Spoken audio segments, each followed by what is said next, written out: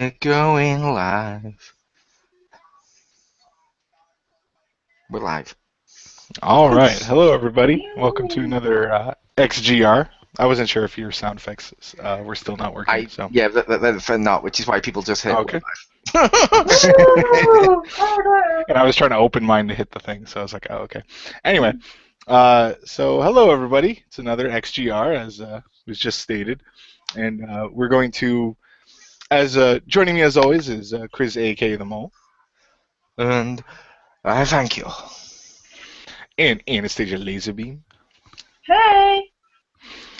And we are going to be talking over 2 bits of news like we normally do, and then our catch-up section with 2 of the games that we've played the previous week, and then on to our topic, which is we're going to revisit the multiplayer added into previous single-player games, and because they've definitely had more over the past couple years, and see if we like it or dislike it, or if our opinions have changed, or maybe examples of what was done right over the past year and what was not done right over the past year. Yep. So, with that said, let's go into the news and take it away first, Mole. Thank you, Victor. And my first bit of news, the eSports live scene in the UK is about to get bigger, as a new eSports venue named Gfinity Arena is set to open up March, following a partnership between the View Cinemas and Gfinity. Hopefully I'm saying Gfinity right. I had no idea how to pronounce that. But the View located in the View Fulham Broadway multiplex in London is able to cater for more than 1,000 people over the course of a weekend and around 25,000 throughout a season. 3 custom-built stages will house over 600 spectators. There will also be a player lounge, Gfinity's own entrances, confessionary stalls, automated ticket machines by Sam Newlover. That seems weird. Newlover esports live scene in the. Okay, so that's going back to the news, but then to wait, I see what's happened there. It was by Sam Newlove, I think. Oh, Uh, I thought maybe that was like the dude's esports name or something. yeah, Like, I'm New Lover. Newlover. Yeah. No E in there, just LUVR. I'm New Lover. And people are like, Yeah. right. It does say spectators will find an adjacent shopping centre for food and drink, as well as hospitals in the surrounding area. Okay. This move precedes an eSport event last year at the Copper Box Arena in London's Olympic Park, which attracted around 4,000 spectators. The venue opens up to the 2015 Gfinity Championships. Games such as Hearthstone, FIFA, and Counter-Strike Global Offense will be in attendance. $5,000 is the prize offered as a prize, which is weird because it's in the UK and they didn't give me it in pounds. That seems weird, but they're like, no, here you go, have it in this weird Monopoly currency. But it's an offer for the prospective winners of the tournaments. So yeah, that just happened. Don't know how anyone else feels about that, but yay, esports live scene's getting bigger. I know you probably have a different term over there, but when you said like copper box, like the first thing I thought was like, is that slang for like Doctor Who's TARDIS instead of police box? Because over here they used to call them coppers because they had the badges. It's like I don't think they call them coppers over there, but I just picture like copper box is slang for a police box. Yeah, we've said coppers. Oh, okay. But yeah, it's a case of, yeah, I think that's kind of cool. I do like the e-scene or the esports scene because, yeah, okay, whether or not you're going to argue whether or not video games should count as a sport or not is irrelevant. What this does is it generates a lot of money into the video game industry, which in recent years has been collapsing, and everyone benefits. And there's a load of gamers now taking this like sports, which guess what that means, people? They're going to show sportsmanship more often when you're playing them, which is always good, instead of less likely to troll you. Because you will get more and more people taking this like a professional sport, which I do like that. I think it benefits the video games as a whole. It does. Part of me wants to make a joke about like, though when it gets really big, then they get to be like NFL and NBA people, and they can like abuse women and have like tons of children. I can't. Different women. I can't wait till it becomes such a big sport. It is like the NFL, and then we get EA Sports presents EA Sports. You're like, wait, what? Or EA Esports? And you're like, wait, what? It's a video game about you playing as an esport contestant? What? Ah, my Wouldn't mind. that like just the universe? Wouldn't it just collapse upon itself if they did that? EA Sports, it is the game. But I don't know. What does Pew think about the esports scene? I just like this whole fifth dimension we're entering. Sports within sports and sports and sports. And I'm gonna heard you like sports. Yeah, and then like then I can wear like have face paint and have like jerseys and stuff, and be like you can have like angry sports fans and like signs of that person who has like no one can see me behind the sign. And, I will ask, just for the benefit of me and maybe some people listening, did you change your microphone, Pew? No. It had a hard time switching from main to it switched back to the computer. I had a hard time getting it to adapt to my microphone headset. Yeah, now I can understand you properly. The first comment you made, I was just like, hopefully Richter. I was thinking, hopefully Richter heard, because all I heard was rub, rub, rub. Sometimes it doesn't save, and when I set it to the headset, so I have to reset it each podcast, which is annoying. Which is fine. But yay, we have Pew back in all her Pew glory. Pew, pew, pew! And I'll tell you, that angry cat thing before, like with the laser eyes, that actually plays sound. And it's like, and then there was some dude talking there's like this whole weird thing, There's this whole soundtrack that goes to some weird guy talking about random shit, and then it goes back to like meowing and lasers and shit. It was just the weirdest fucking thing. But, yeah, like I said, I thought the esports stuff, it does offer... I hate to say this because it sounds bad, but it does offer gamers a light at the end of the tunnel, where it's like people are now being more respectful to it, or more, I don't know, like friendly with the competitions, and less like what we discussed last week with stuff like swatting. So it's like this is the light at the end of the tunnel because it's becoming darker and darker within our gaming world. I know, right? Back to Rick. All right. So next with your first bit of news, take it away, Pew. All right, my news is golden amiibo. I've got the golden amiibo. Haha, you don't. No. But that's what it's going to be like, because it is exclusive to Walmart. That's right, Amiibo collectors. And yes, I know there's people who buy out all the Amiibos. You're going to have to find a Walmart near you. And it's a special golden one from Mario Party 10. Ooh, and he's in a different pose, and he's gold. I would make the case with this, when with the golden one. Is it really? It's not a bad thing. Because there's collectors of everything. And hey, if they get their enjoyment out of collecting these, and they collect the golden one, I'm going to say more power to them. Absolutely, just don't buy all of them. Only because I know there's things out there I buy or collect. I know other people will probably be like, oh, you're collecting that? Oh. Which I'm like, fuck off, I earned my money, fuck off. By all means, go ahead, just don't buy all of them. There you go. I think they need to overproduce them so scalpers will buy them all. But everyone will be able to get one, so then they just have to return them or whatever and look like idiots, and then everyone can laugh at them. See, I do agree the scalpers are bad. The ones who are buying it, like if everyone rushed out to buy one for their own collection, cool. The people that grab it and then shove it on eBay and charge 3 times the amount because they're like, ha, no. Yeah, I really dislike that. No offense to Marcus Shadow, but I don't like those people. I don't even know if he's going to listen to us, but I just refer to him as Scalper, because I could. But as I've learned from US law, I can get away with this by saying, allegedly. There you go. I hate that. When it's like they have video of a guy like shooting someone and be like, the alleged shooter, and be like, God, I hate this country.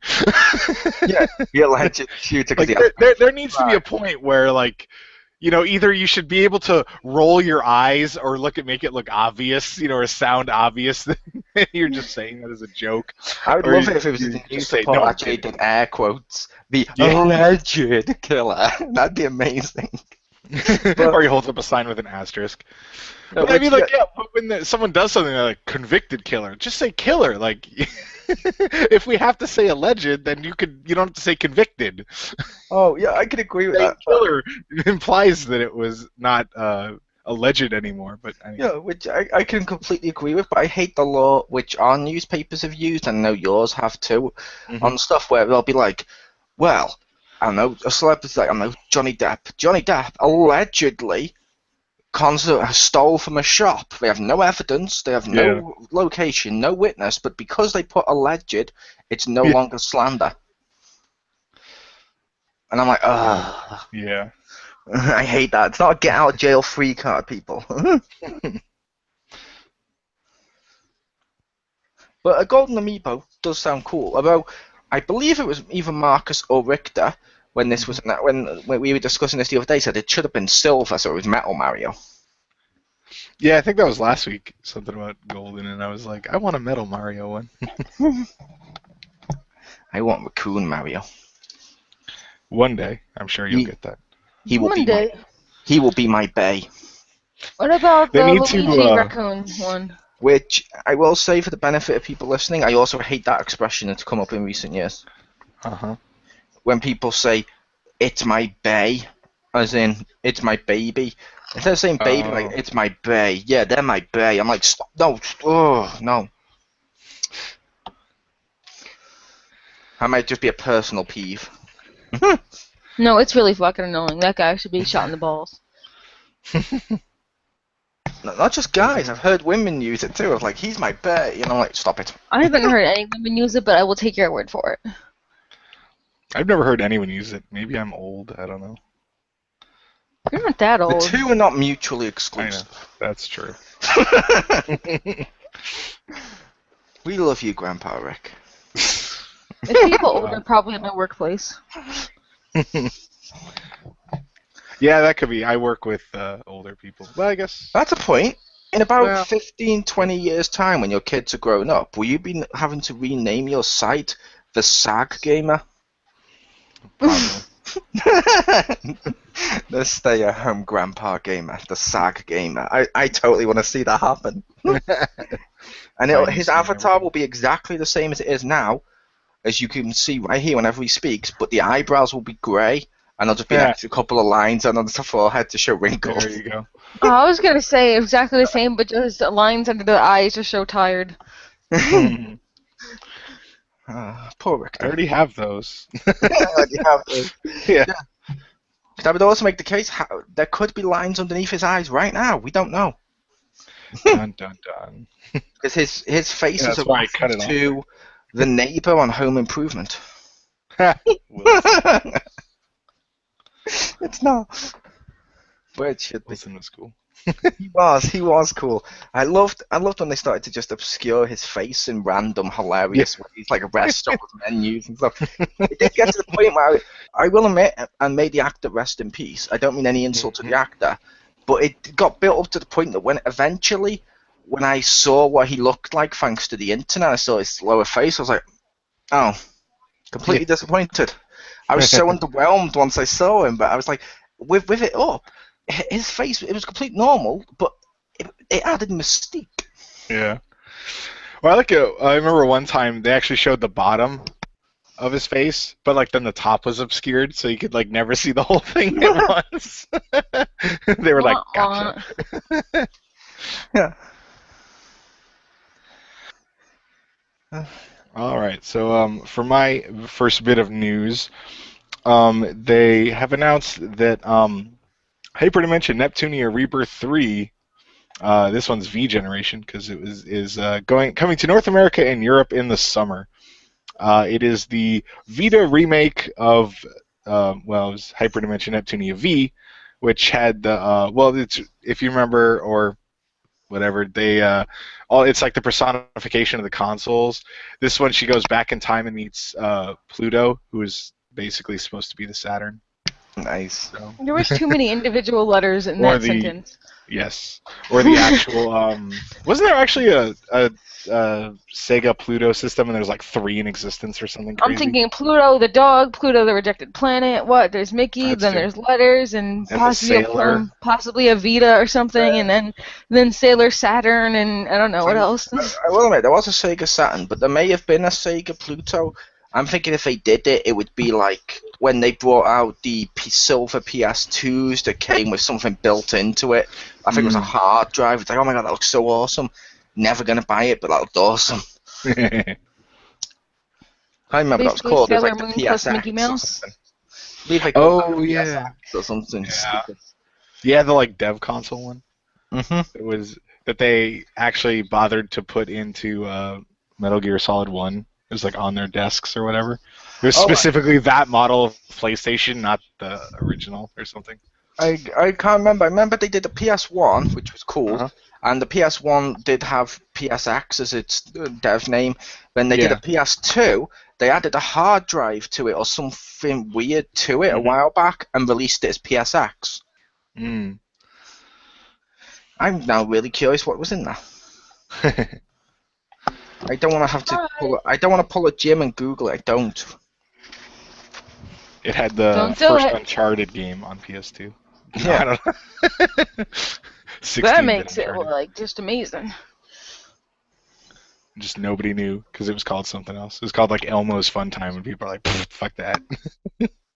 I want it to be called Elmo's Fun Time, and he has a gun, and there's treasure, and then there's Sully as the Cookie Monster with a mustache. I'm like, get those fucking cookies. I owe this guy 6 many cookies. We need to fucking get it now. Get your shit together, Elmo. And the PSX, Uh-huh. I couldn't fight anymore.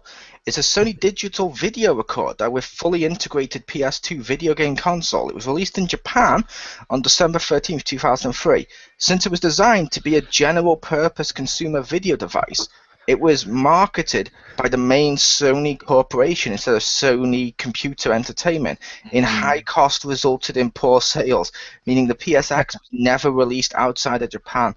I only remember that from Games Master magazines and stuff over here that showed. I was like, oh my god, that looks so awesome. But I never saw one in the shop. Denied. I bet you never hear that enough. What? Sony Denied. released something that had high price tag, so it didn't sell well. That's like none of their stuff's like that.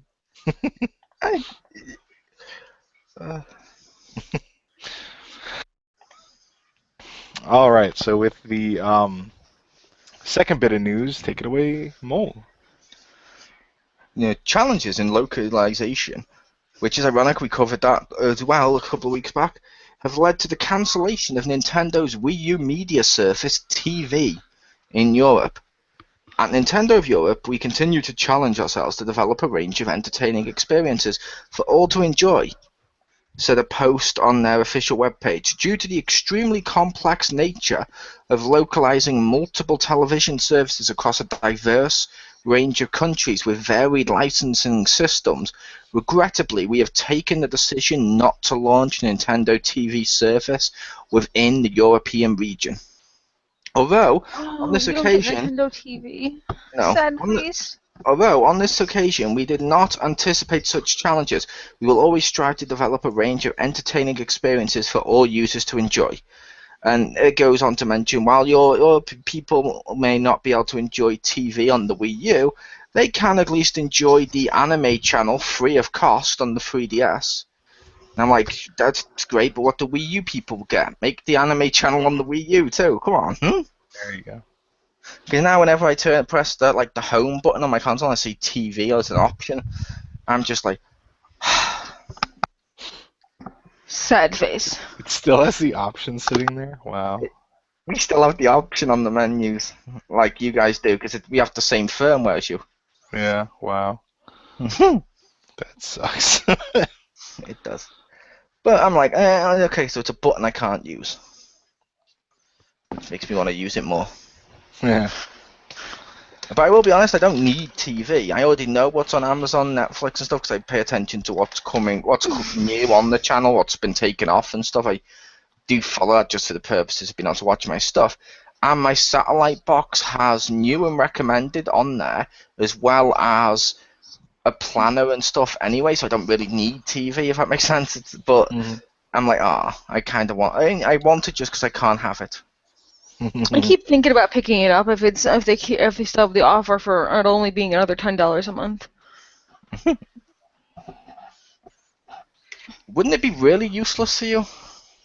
What? TV?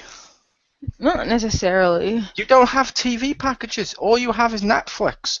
So if you want to know what's on there, go on Netflix. No, I'm saying I would, I was considering with my TV package, picking up a TV package because of my Time Warner cable. They sent me a thing in the mail a while ago. It says it's an extra $10 a month and you can have cable. So. Fair enough. I misunderstood what you said. I thought you were going to pay extra to get the TV function on the Wii U without having. Oh, I already have it. So I was like, well, what's the point? I already have the TV function on the Wii U, and it didn't cost me anything. Nice.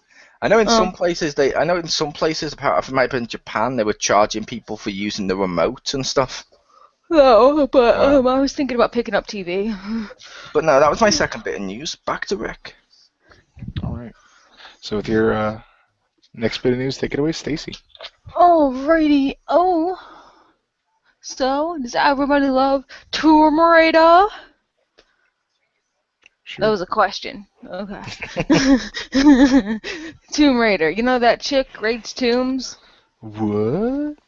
Okay, well anyway, the new Tomb Raider, they have some screenshots for it. And even cooler, they said that in the new Tomb Raider, they're going to vastly have a dynamic weather that'll change your type of animals that will be available. Because if it's like rainy, you only have certain animals. If it's like dry weather, and I think that's really cool, and it adds like a lot more to the game. And they have they're employing a day-night system too. And also they have like environmental stuff, because depending on the weather, like if it's really icy, you could possibly have like... Sorry, for a second I thought my headset wasn't working. You could have like ice, like icicles come down from there, or you could maybe wait until daytime where they might melt a little bit and be less dangerous, or like things like that. Things environmental like stuff to the that also include the weather, and that's really fucking cool. No, because you could think. No, it's not on a system. It's not on a system we own. Therefore, it must suck in every way, shape, and form. Wait, it's not. What system is it on? Oh yeah. No. Really? Did Pew just go? Wait, it's not. She didn't know. I forgot. I forgot because it wasn't. I forgot. Yeah, but anyway, that seems really cool. I totally won't get it because I was like mad about the first Tomb Raider. I mean, it was okay, but I wasn't like super like, oh yeah, fuck yeah, this is awesome. But it's alright. So if you love Tomb Raider, this will be like something super awesome that you're totally gonna want to look forward to. Because I know Mo liked the Tomb Raider. I did like the Tomb Raider, and if I ever end up getting the Xbox One or a gaming PC, I might check that game out. Woo! It does look cool, and I was just making a joke about not liking it because it's not on the system due to the response of suddenly the second it was announced it was exclusive, besides the fuck Microsoft responses everyone had, which was petty, there was a load of gamers out there that suddenly then resulted in talking about how Tomb Raider's never been good. And I'm like, wait, what? No, that's not true. I mean, I personally never felt a particular affiliation for it, but that doesn't mean it's not good. If that's your thing and you like it, then totally awesome. And apparently a lot of people like it. Yeah, I know. I was just making a comment. That's how they reacted because it was like they couldn't get it, so they acted like it was suddenly crap. Yeah. And ironically, I've started to see the same thing the other way around. Like I've seen Xbox fans say Street Fighter's never been a good fighting game, and I'm like, really? Never been a good fighting game? It's the best one. No, that's crazy. That's like saying, no, GTA's never been a good sandbox game. There you go. Street Fighter's never been good. It didn't, invent the genre or anything. It didn't make it a household thing with Street Fighter 2. No, never. Yeah, it's like, for example, I know Xbox had Killer Instinct as exclusive. Mm-hmm. personally, that doesn't mean I hate Killer Instinct. In fact, I had conversations with you, Richter, when I mentioned I used to like the original Killer Instinct. Yeah. I've been curious what the new one's like. It's meant to be a little different, but I'm curious to check it out. It doesn't mean because it's not on my system it sucks. That's stupid.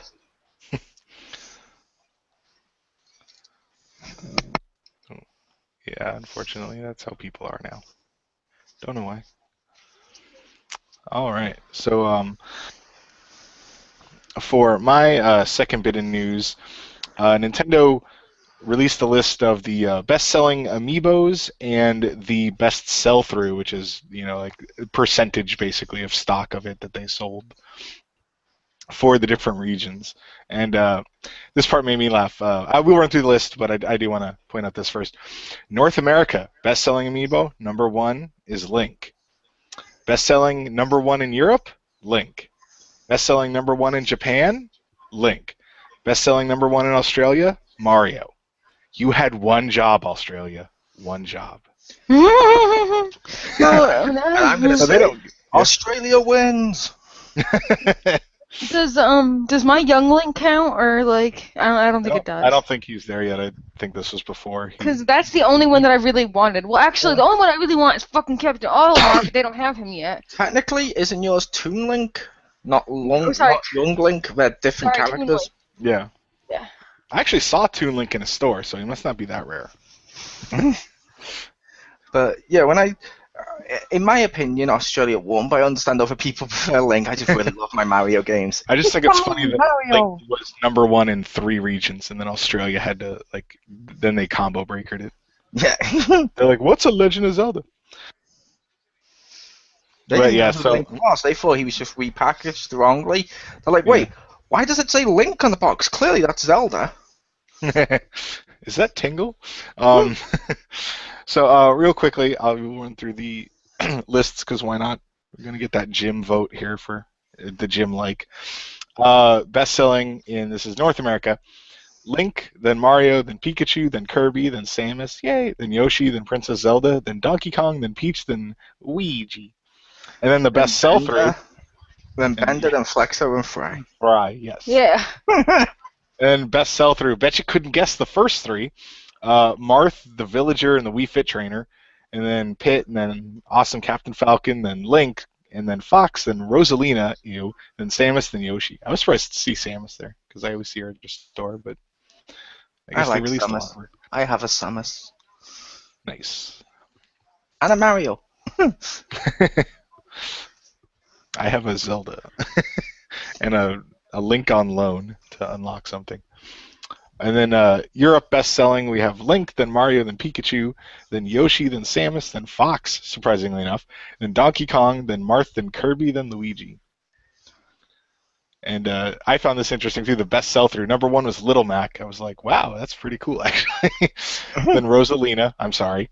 Then Villager, then Zelda, then Marth, then Kirby, then Wii Fit Trainer. See, Europe knows that. They're like, Wii Fit Trainers, screw it, I don't care.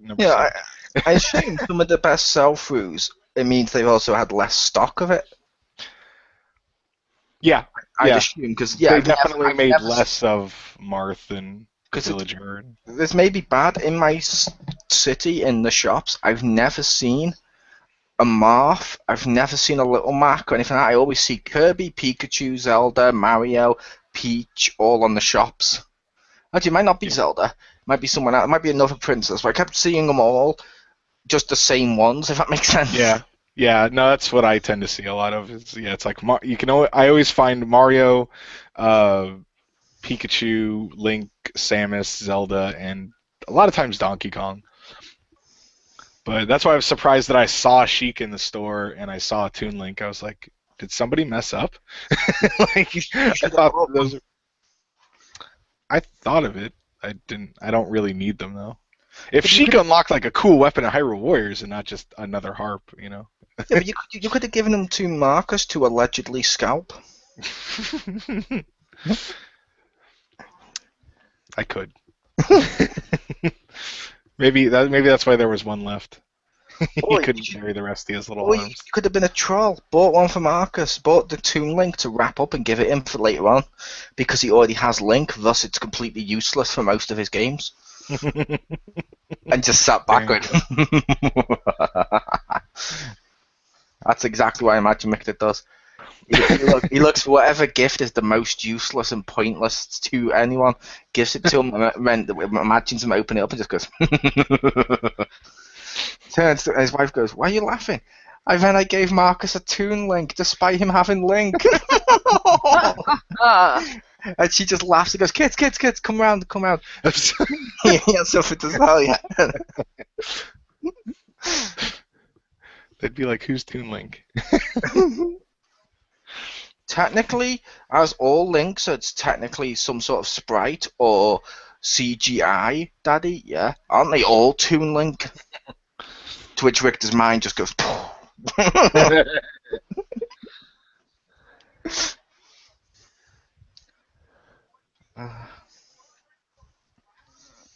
Also, I will note that one of the best sell-through for Australia, their list, number one is Ike. I'm like, he hasn't even come out here yet. And then Mega Man, fuck you. And then Sonic. Woo! I like Sonic. I know, but is he out yet? I didn't, because supposedly Mega Man and Sonic, at least as far as I heard, were supposed to come out the 20th, but some places got them early. And so, like, my friend's like, "Yeah, we got it at the store where I work at, but on the day off." And I'm like, "I don't like you anymore." I've not seen a Sonic, but I will try and get one eventually. Yeah, I'm surprised that they had them already in Australia. I could see that. Yeah, because it's just like those three are not on any of the other lists of sell-through, which would surprise me because I know that and like Meta Knight and stuff have sold out, but they weren't like released, at least in North America at the time of this. So I don't know. I would also be curious, based on the fact the sell-throughs are usually different figures to the best-selling lists. What would happen if those sell-throughs had the same amount of stock as the other ones? How drastically would that list change? It would, at least somewhat, I think.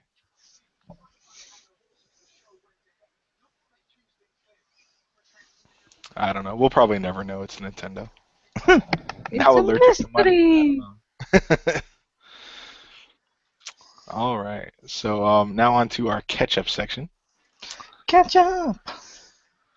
So with the games you played this week, take it away, Pew. Pew! Alright. I've been playing... Assassin's Creed. Assassin's Creed Unity. And I was playing... last week I was playing it with Mo. This week I was just pretty much going through the main story because I'm trying to unlock the mask. Well, it's the HUD, the one with the mask, though. I think it's called the Phantom one. It's all, like, fabulous and has, like, a feather in it, and it's, like, all, like, special decorations and shit. It's, like, super amazing. That's where the Phantom was from. Which I will also make the case, as I mentioned to Pew before the recording, I literally went, yay, before the recording, Rick. With the news of taking out the stuff? With the news of, you no longer need the app. Fuck yeah, I can get Altair's costume. Fuck yeah. Yeah. Woo! All other costumes are now maybe obsolete, except for the Todd McFarlane one. Possibly, I'm going to alternate between them. Nice. That's my multiplayer outfit, and that's my single-player outfit. Yeah, well, when the Todd McFarlane one's dirty, I have to wear something to drop it off at the dry cleaners. That's true. Naked assassin. Just has, like Saints Row. It just has the, like, blur. Yeah. They shouldn't do that, but I kind of want to see that. That would be way too funny. I kind of wish they would do a dry cleaners in there where you have to take your outfit to get cleaned if it's covered in blood. Just because how worse an assassin would you be? Like, that guy pretty much knows you're killing people if you keep bringing in a white costume covered in blood. Yeah.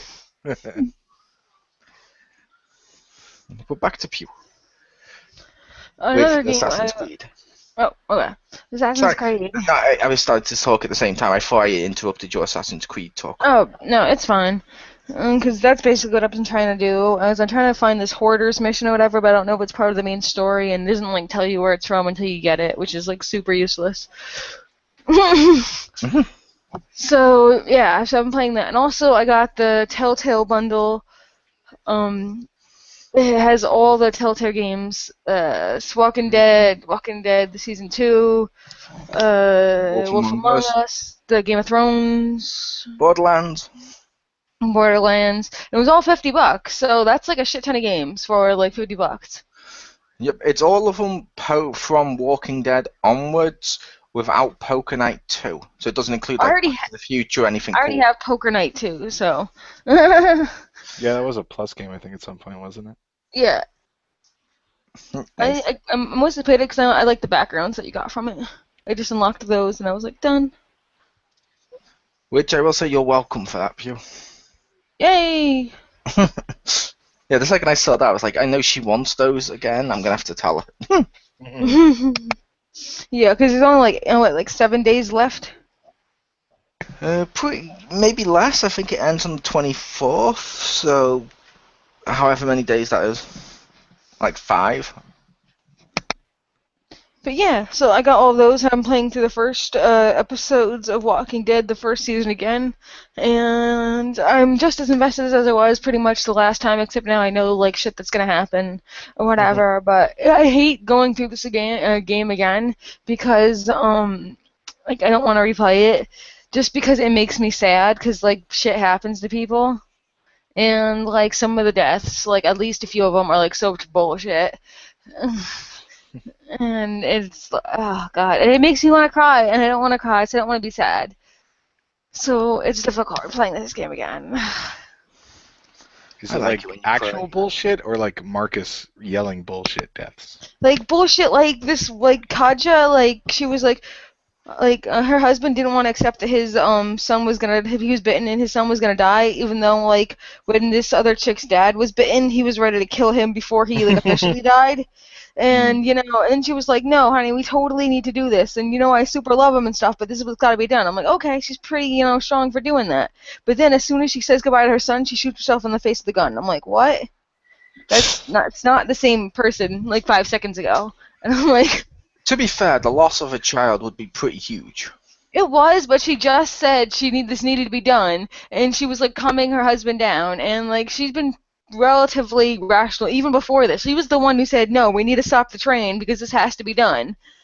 And yeah, I think it's more of the case of she knows it has to be done, so whatever, and she's trying to comfort the dad, but then when she does the whole shooting herself, it's because she can't live with it, even though it's something that needs to be done. It's something she can't live with because it's the loss of a child. That's pretty huge.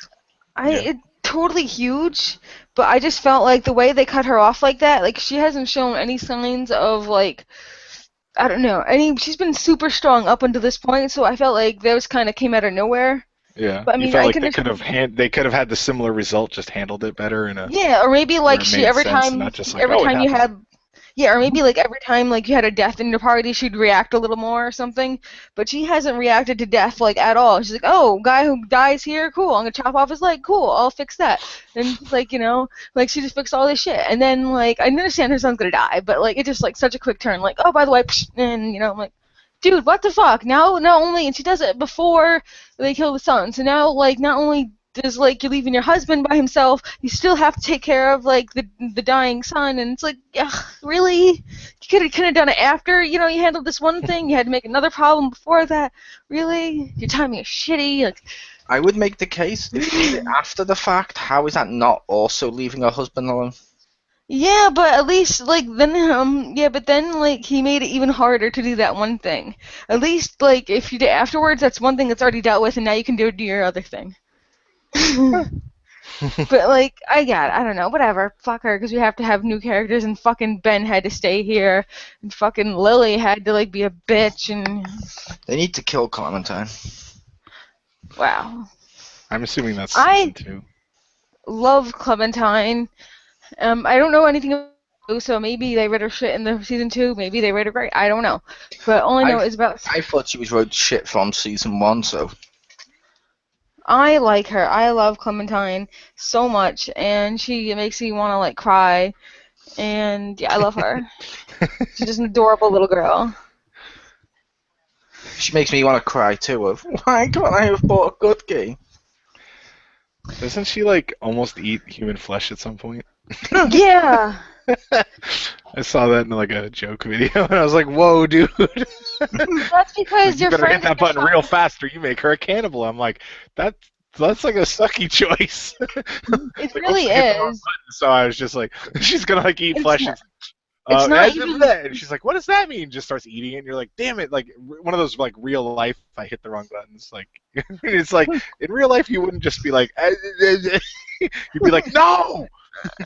Well, see, that's the thing. It's not like a wrong button. It's what you say to try to make her do it. Like one of the ones is "it's people," or you could say, Well, like it's I will human just meat, say, or things like I will that. just say, I don't always eat human flesh, but when I do, I like it to be crispy. Ha ha ha. See, that's a hilarious double pun. Yes.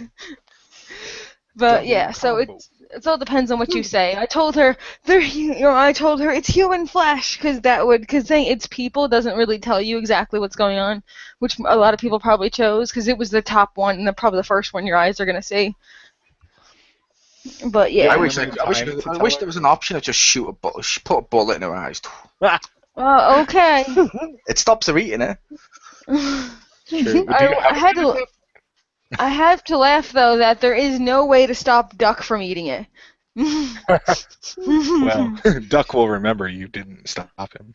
Oh, Duck was so adorable in the last You won't episode. remember it for long.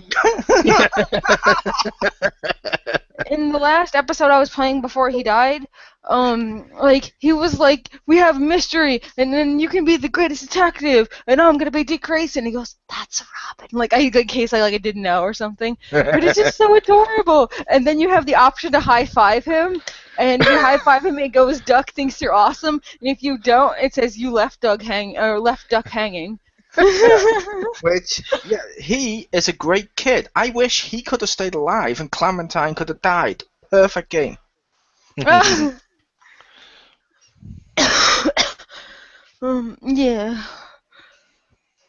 So, yeah, playing that. It's pretty cool. Yep, that's it. Okay. I admit I am tempted to get that because I've only played the first episode of Walking Dead season 1. I want to play some of the other ones, but I'm like... Supposedly it also made Matt cry, but he apparently cries at everything because he told me all the other things that made him cry that I'm like, yeah, I didn't give a shit about that. Well, it depends. If it's something like somebody took the last piece of cheesecake, that's a cryable thing. That's okay. That does sound like a cryable thing, especially... Yeah, but if it's like, I cut my fingernail too far down... Or maybe he just found out Disney bought one of his favorite franchises. That would make you cry. Oh, don't say that. Wasn't there a rumor they were going to buy Hasbro or something? And I was like, no. Maybe that was somebody else. And I was like, no, don't do it. I have heard that. Those are human bodies. Yeah, I have heard Disney was considering buying Hasbro at one point because that's why they're still letting Hasbro have the Marvel license. Yeah. And the Star Wars license and stuff. It's like they're positioning themselves to buy it if they need to, so then they'll have the Transformers license. And they're also positioning themselves to buy Sony so they can get the Ghostbusters license. Hence the Spider-Man thing. I'm like, no, don't buy Ghostbusters. Don't. Yeah. Part of me would laugh if they like bought Transformers and like, okay, we're retconning this, and this. I'd be like, no, who cares? Like, it's not really that connected. I'm fine. Beast Wars never happened. I'd be like, okay, whatever. You think that. My DVDs say something else.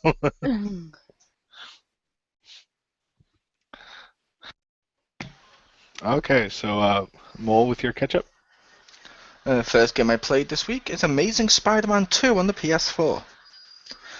It's not that bad. I will say it's overlooked at least. I mean, it's enjoyable. It's pretty good. Some things it does wrong, but some things it does right. I did do a written review of this, people, so go over to xpound.proboards.com and check that out. But one of my big problems was the Menesis meter. They have a morality system, if you will, Rick. Mm-hmm. And if you go evil, you get no benefits. It just costs you all your stat boosts and everything. Mm-hmm. And people hunt you. Mm-hmm. So it's like there's no point to go evil. Wow. And the way your Menesis system goes down is if one of the never-ending pop-up of random crime and events, if you don't get to it in time, they're like, nope, Spider-Man must have caused this. Wow. Oh. And I'm like, oh. And sometimes they do it through story mode too. Like, I'll be playing the story mode, and I was on full 3 bars of blue, so I was on pure hero. Right. And because the storyline decides that Harry Osborn and Kingpin have made me a menace, I suddenly go back into the game and it's all the way down. Wow. And I'm like, oh, no. They do some great stealth, great gameplay. The story is actually pretty well done. The story, in my opinion, is better than the story of Spider-Man 2. I mean, it's better than the actual movie because it's in continuity with the first game. And the story is basically Cletus Cassidy kills Uncle Ben's killer. And it starts a chain reaction. People start to get scared because of the Carnage Killer, because he wrote CK on the wall. See what they did there? Carnage Killer. And as a result of people getting scared, Kingpin moves himself into position to seize the power grab, basically, of all the gangs while manipulating Harry Osborn. Electro and Harry appear, but only for like one fight. There's more focus on Kingpin than there is on the actual villains of the film. Nice. And it's better. Like, Kraven is awesome as well in that. Kraven has a great story in there. Shocker looks awesome and actually has a little bit of development, which is kind of cool. And at the end of the game, you get Carnage. As Carnage, which I don't want to give too much away about the ending because I don't want to give spoilers because that ruins the game. But the way he becomes Carnage is fucking awesome. And the post-credits, there is a teaser. So much better than the actual movie's teaser. The actual movie's teaser was Guy walks down a hall and you see all the items of the Sinister Six. So it's like, oh, so Harry's just going to hire a bunch of people and put them in those suits and make the Sinister Six great. You've ruined every one of those characters. It's like, as you're walking down the hall, I can see my dreams die one by one. There goes Vulture, there goes Doc Ock. Oh. There's no Rhino in this, like there was in the film, because Rhino appeared in the first game. So he doesn't appear in this, because you've already beat him, and there is no Rhino in this universe. And I'm like, some of the stuff they did is actually pretty clever. There's various suits too, and they did something clever with the suits. Stan Lee plays Stan, and owns a comic book shop. And when you pick up comics and stuff and you unlock them in the game, fair enough, you get to read them. But if you go into his store and you look around, he actually sells Spider-Man comics, because in this world, because Spider-Man's been around, people have suddenly started to cash in and make comics based on him. Like, when you get the Ultimate costumes, Spider-Man goes, yeah, I saw one of the costumes they had in the comic book store. Can you believe it? In this universe, I'm some kid called Miles Morales. But his suit looks cool.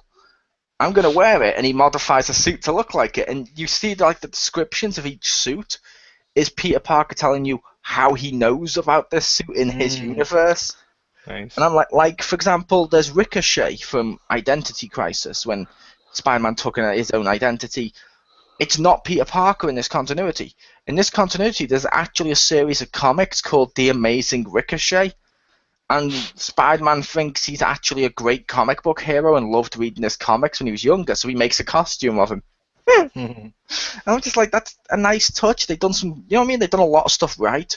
Yeah. It felt like they got lazy or stupid on some stuff, and it holds the game down. But a load of people listed this as like a 4 out of 10.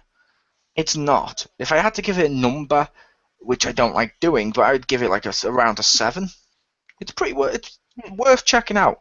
And I believe Marcus Shadow has the game, so you might even get to play it, Rick, when you're his next. Or borrow it if you ever chose to. Or see him play it. There you go. You might get to play it. Whoa, that's not Let's not jump to that far. Yeah, but I'm not doing any spoilers for the endings or twists or anything. Cause I absolutely hate it when reviews do that. Because the review gives away a complete twist, you know what I mean? Like a 100% amazing twist just at the end. or something like that. It's Yeah. like you going into it when you go to watch it, you don't have the same. Oh my god, that just happened. Yeah. You have the action of I knew that was coming. But the next game I played was Lego Batman 3 Beyond Gotham because there's DLC out for it now. Based on the Lego movie that's out, it's Bizarro World, where you play as Bizarro, Bizarra, Batzarro, Sizarro, and Green Zorro, who are the Bizarro of Superman, Wonder Woman, Batman, Cyborg, and Green Lantern, Kyle. It's the Kyle version, and in the figures you actually get all of those Bizarros. You actually get Kyle Green Lantern as well, and you get a big fig Darkseid. Yeah. We kind of wish he was in the story, but yeah, the story mode itself for the DLC doesn't ruin the movie. All that does is let you play through some events at Bizarro World. It's all narrated by Bizarro 2 in Bizarro speak. Like you'll see a picture of sad Bizarro, and he'll mention Bizarro, I'm so happy, and you just see sad Bizarro when he says that. I'm like, oh, they've included Bizarro speak. I love it. And so I was playing that DLC. I totally loved that. So yeah, those were the games I played this week. Back to Rick. All right. So for me this week, I played some more of Criminal Girls, which I talked about last time. Since then, I beat the final boss, who's a bitch. I hate her. Because basically you get one action per turn, and she, of course, gets two because she's a boss. And one of hers frequently is like, oh, look, I'll paralyze one of your people. So you have to, like, usually use your one item use per turn. That doesn't count as your action to, like, cure that. And then, like, for the second half of the fight when her HP is, like, below half, then she'll do a move that hits, I think I counted 9 times, and I'm like, that's bullshit. But did that finally. And then the other game I talked about that last week, so not much there.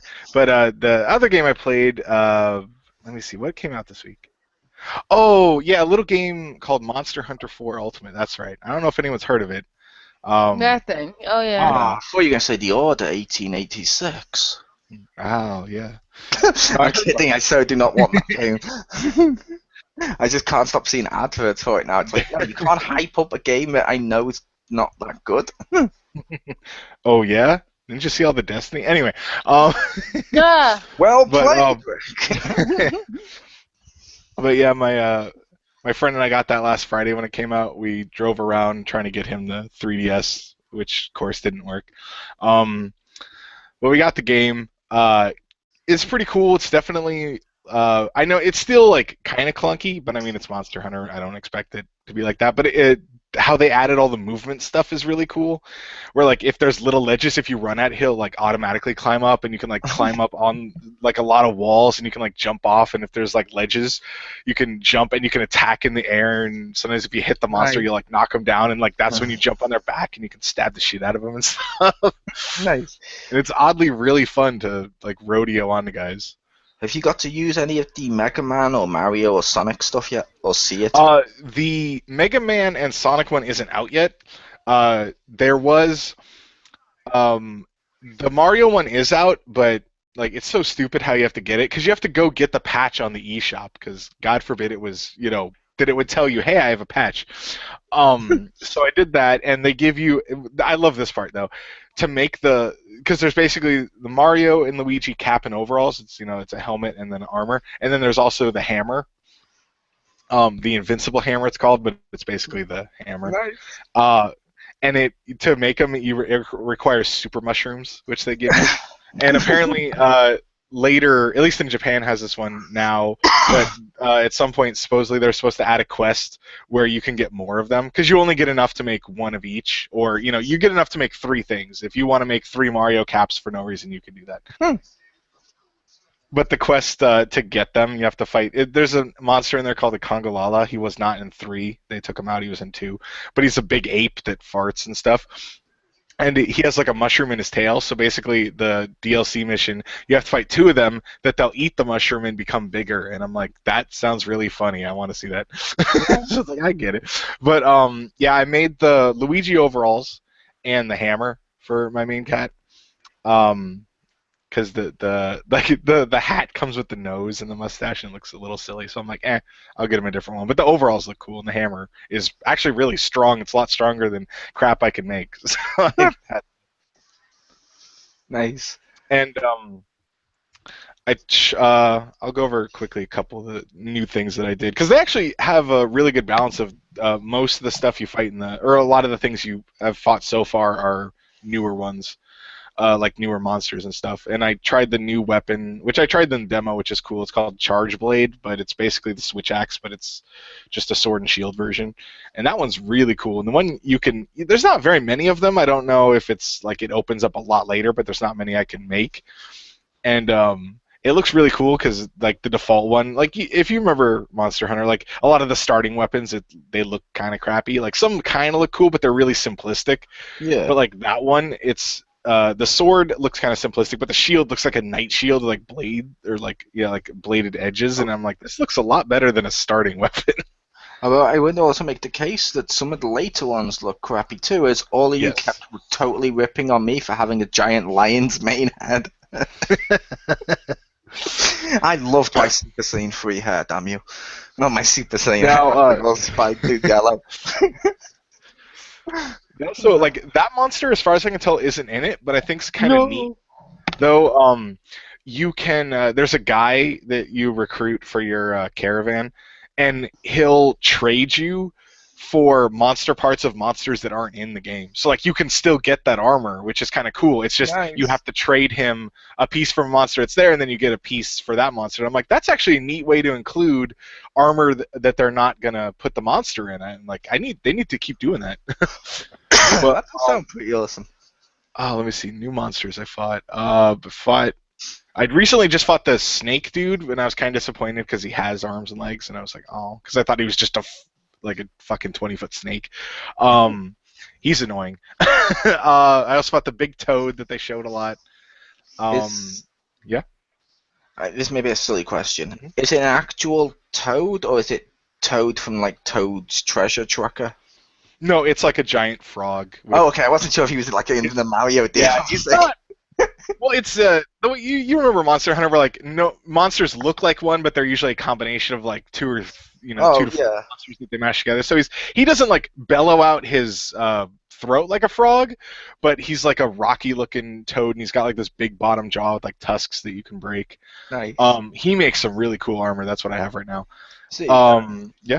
Part of me did hope it was a giant toad from Mario, and make that the mission where you get super mushrooms by carving him up when you beat him. That would be hilarious. That would be so like Ghostbusters. Dum dum. What is it? And then you look over and it's a toad with a smiling face walking towards you. It just popped in there. Yeah, also, they finally added a giant spider, too, so I had to fight that. More games need them. I'm surprised games don't have them. But, like, and if I remember correctly, they were talking about it. I have yet to fight them together, but there's, like, a beetle you fight that can fly around and has, like, a big horn, and then the spider, if I remember, they're supposed to be male and female of the same species, so like if you fight them together, the beetle will actually latch onto her back so she can like fly around, and then when she gets like tired or whatever, she'll kill him and eat him. If I remember correctly, because what's her lair has like hanging basically corpses of that beetle in there, and you're just like, whoa, dude. That's kind of funny. But yeah, she's not too bad to fight. I would also make the question of, you said this came out this week, Monster Hunter 4? Yes, yeah, came out, yeah. Is that one of the reasons they mentioned the new 3DS is one of the fastest selling handhelds? Probably. Well, there was that in the Majora's Mask one. Oh yeah, good point, Majora's Mask, I forgot about that one. But yeah, it was a case, I just saw that on a news article earlier today, that the new 3DS has suddenly turned out and become one of the fastest selling handhelds, and Nintendo's making a shit ton of money as a result. And I was like, nice. The Wii U may not be selling, but at least you're making money somewhere else. That's beneficial. Imagine how much money they'd make if they made enough systems. Because so many people could. I know, right? But like, consoles, when they come out, they need to have a limited number, so people are like, "But it's sold out! Oh my god, it must be so awesome because it's sold out. I need to get more." At least I always feel when systems sell out at launch and stuff, I'm like, pretty sure this is a fake shortage, but I might just be me. I'm like, you could have made more.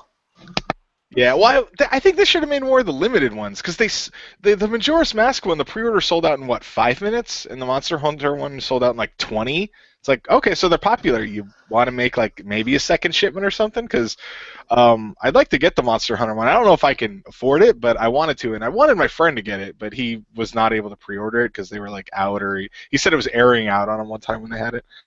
And we almost got the Majora's Mask one. The problem was we were going to the store where he works because he was going to go get one, and then like he gets there and then they're like, oh yeah, no, employees aren't allowed to buy him, and he's like, oh, that would have been cool to know yesterday. I'm like, yeah, that would have been cool because I drove him there. So we went across the street to Target, and the guy's like, no, we sold the last one like 5 minutes ago. So like if we just went there first, he could have had the Majora's Mask one. It's like, oh, that sucks. Although I will make the joke, and I'm purely just joking, of. So your complaint is the limited edition ones are too limited? Yes. Isn't that like stealth games having too much stealth? I don't think they should have been that limited. Yeah, I'm kidding. That's not the same. Yeah. You're like, it's okay. We get it's limited, but it's not. Why make it too limited? Yeah. Like, I don't want it to be the Halo 3 special edition with the helmet, where they made like 10,000 and then they went through the 10,000 like, oh, never mind, more than that, and then like they made way too many of them. I don't want it to be saturated, but I'd like it if it were available for people that want it, because then that reduces scalping, and I'm not a fan of Marcus Shadow and his scalping, but alleged scalping.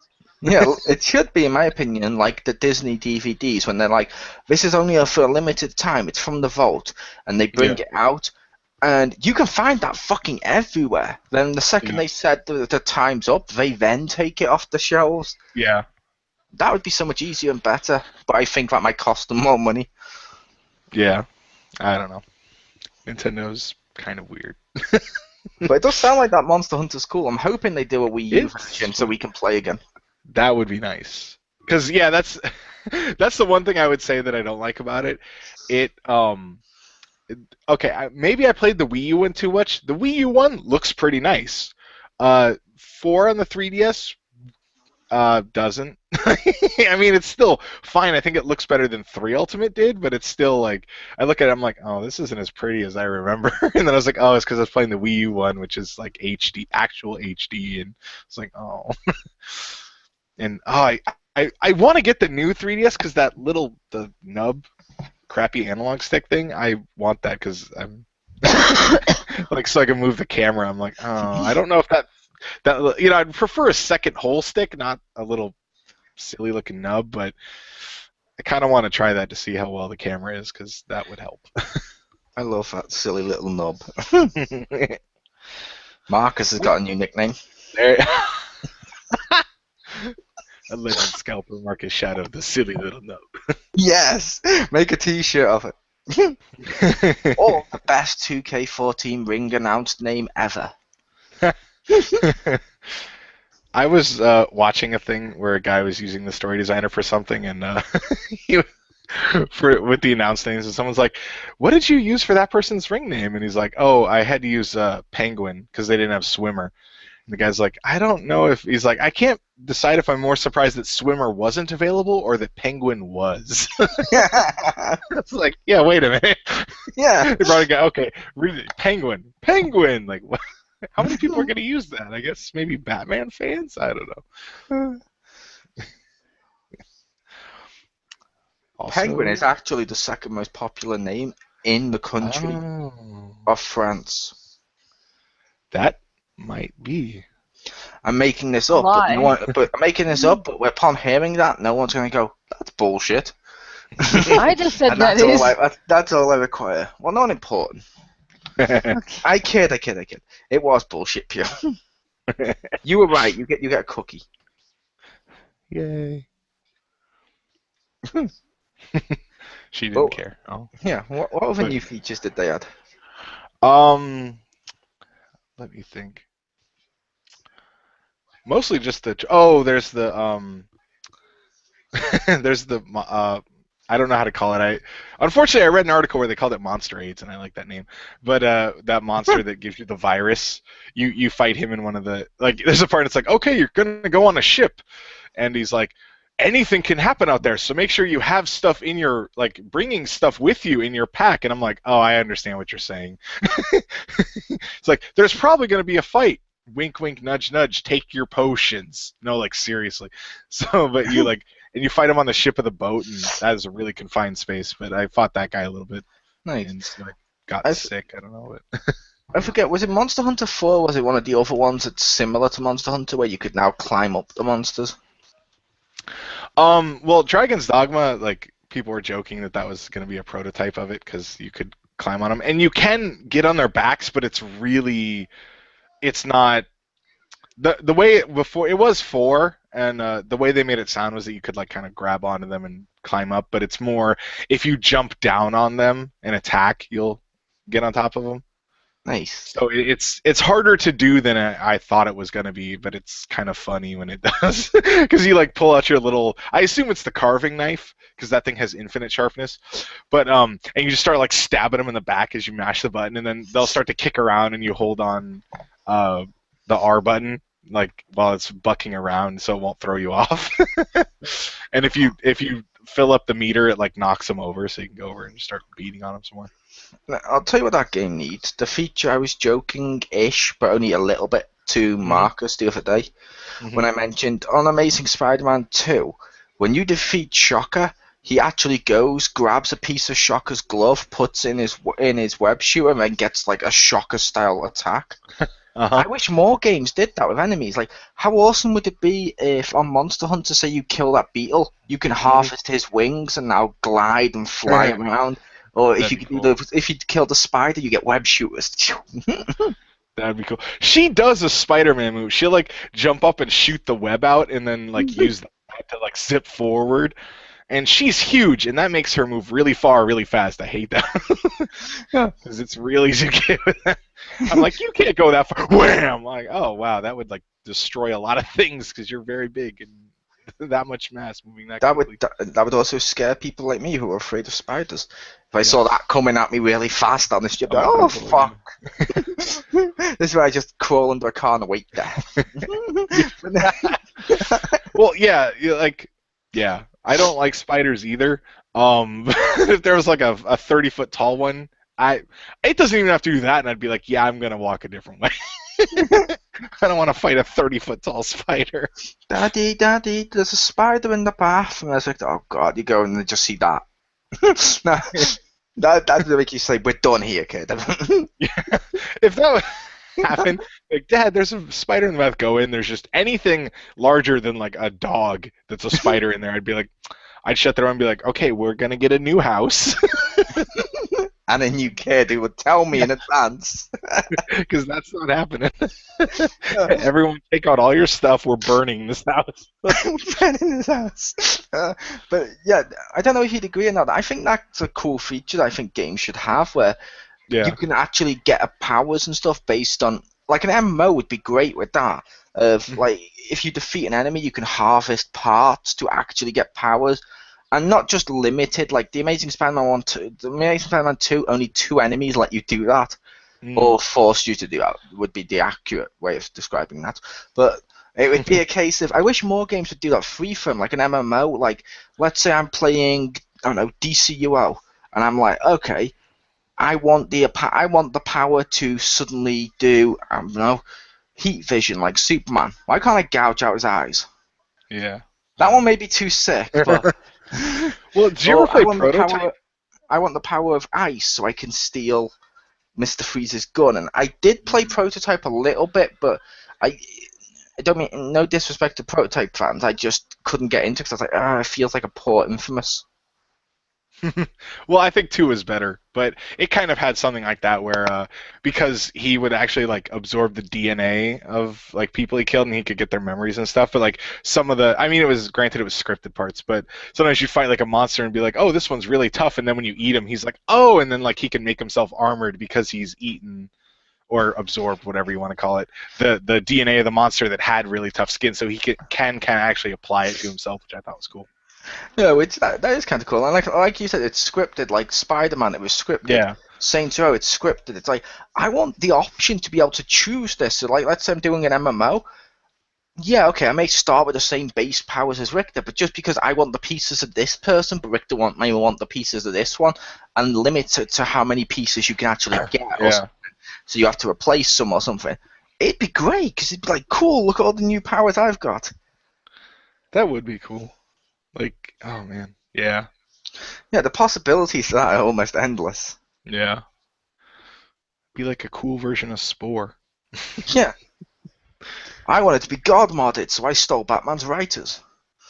Haha! Nice. Well, I wanted to be God modded just so I stole his belt, but yeah. That'd be amazing. Richter's a villain in DCUO. Yeah, I beat Batman, I stole his belt. And it's like, cool, okay, so here's the plan, team. Okay, we're going to go through here. I'm going to take out those villains over there with my firepower. Pew, you go over there with your lightning, take out those villains. Okay, then Marcus, you turn around and you use your power of ice to freeze the enemy in place. We'll run up and we'll attack him at once, we'll beat him up.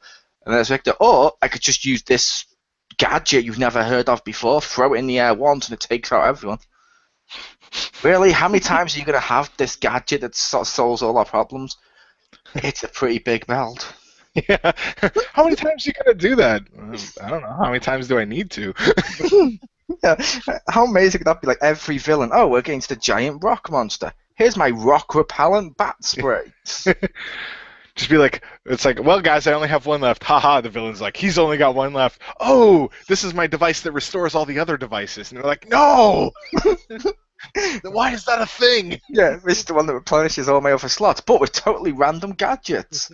It just happened to be convenient. It's like, no!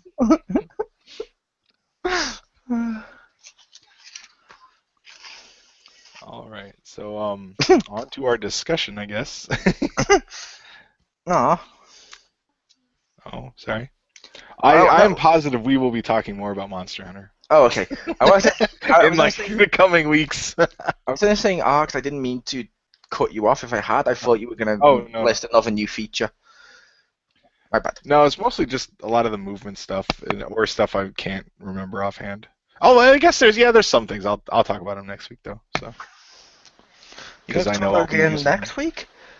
There's going to be a game where we discuss it multiple weeks on the run, and it's not Diablo. Get the fuck out. Oh. No, I'm kidding. No, it's the... Wait, I'm trying to think of which came first.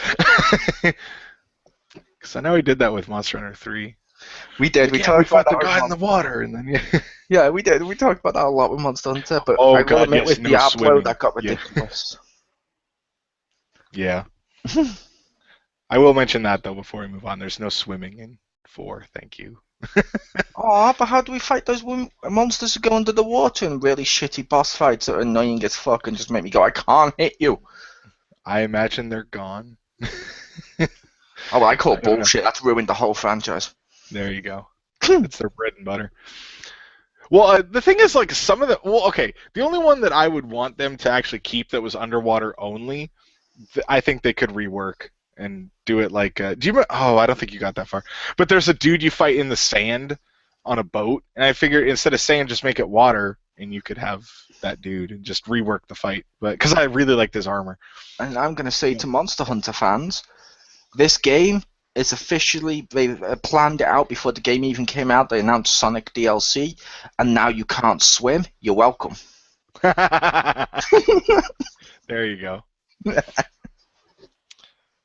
Yeah, I can't wait till that DLC because also they have the Samus armor. Anyway, that's not out yet though. I can't wait till we get that. Anyway, discussion. Something about games and multiplayer. Adding multiplayer to single player games. I know. I just wanted to make it sound dismissive. I don't know why. But yeah, it's So you felt that they've had some examples of it done right then over the past year or so?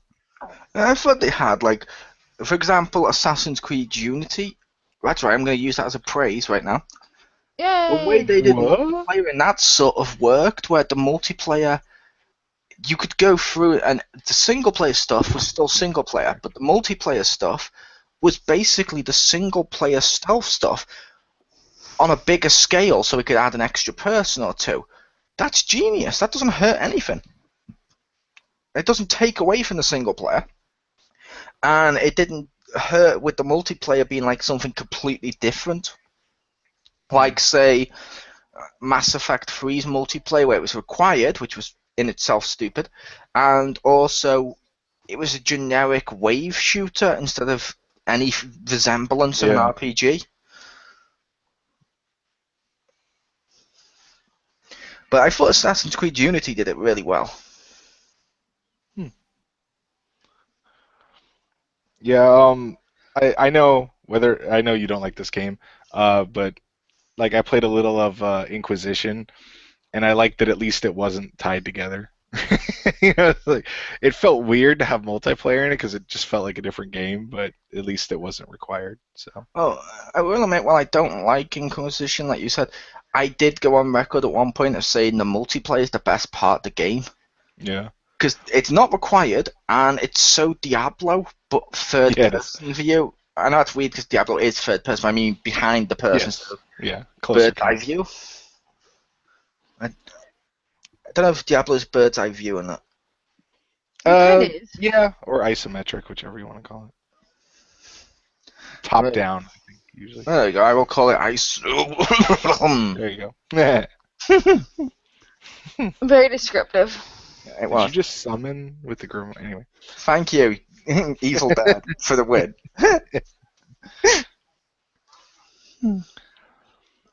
But no, when we first addressed this, I thought there were certain types of games I didn't want to see multiplayer in. And while that is still true, like, as much as I praised the multiplayer in Dragon Age Inquisition, it was so different to the single player, and the single player was kind of shit. And they mentioned they worked on the multiplayer first. That I would say, why not just make that a standalone spin-off game that doesn't Yeah. distract from the single player? Whereas, so there is still some types of games out there I wouldn't want that for, but I'm more open now because of stuff like Unity, where it's like, at first I was like, oh, I don't really want co-op in an Assassin's Creed game. And then when I got it, I was like, I totally want a co-op in an Assassin's Creed game. It's also Yeah, I weird could. Yeah. that game keeps coming up in positive ways. Yeah. It's surprising. Yeah, I think multiplayer could work in Assassin's Creed one, or at least co-op. I don't know if I said multiplayer the first time because when I did the like versus multiplayer, I didn't like that. It felt like nobody wanted to play it the correct way. They were all Team Fortress doing it.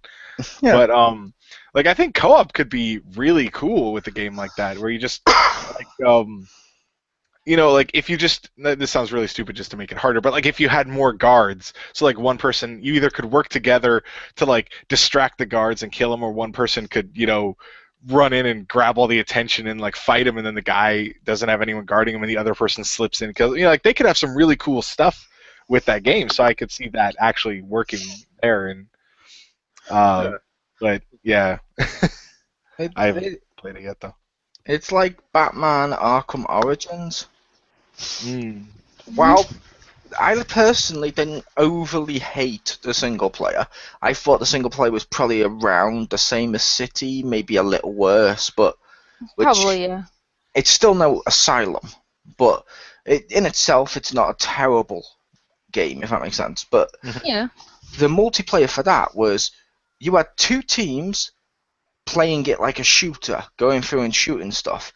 Then another team playing as Batman and Robin to take out the other two had to essentially stick to the shadows and play it like the Arkham games, like the Asylum stealth stuff. And I found that really interesting. Like, that was a cool concept. Some of it was poorly executed, but great concept. And I was like, I totally would love that. And playing Assassin's Creed Unity now, it's like, oh, the next Batman game, if I had some co-op, I'd love some missions where, like, I could say, hey, Richter, you got the new Batman game? And Richter would be like, yeah, buddy, I got that. That's my Richter impression. And I'd be like, cool, Rick, can I play as Dick Grayson, Nightwing, and team up with you? And he'd be like, okay, I'm going to be Batman. And then he'll go grab his Batman, and we'll just stealth the crap out of the mission, and it'll be so fun. I don't know if Richter liked my impression. It was funny. It's accurate. I'm gonna go grab my Batman.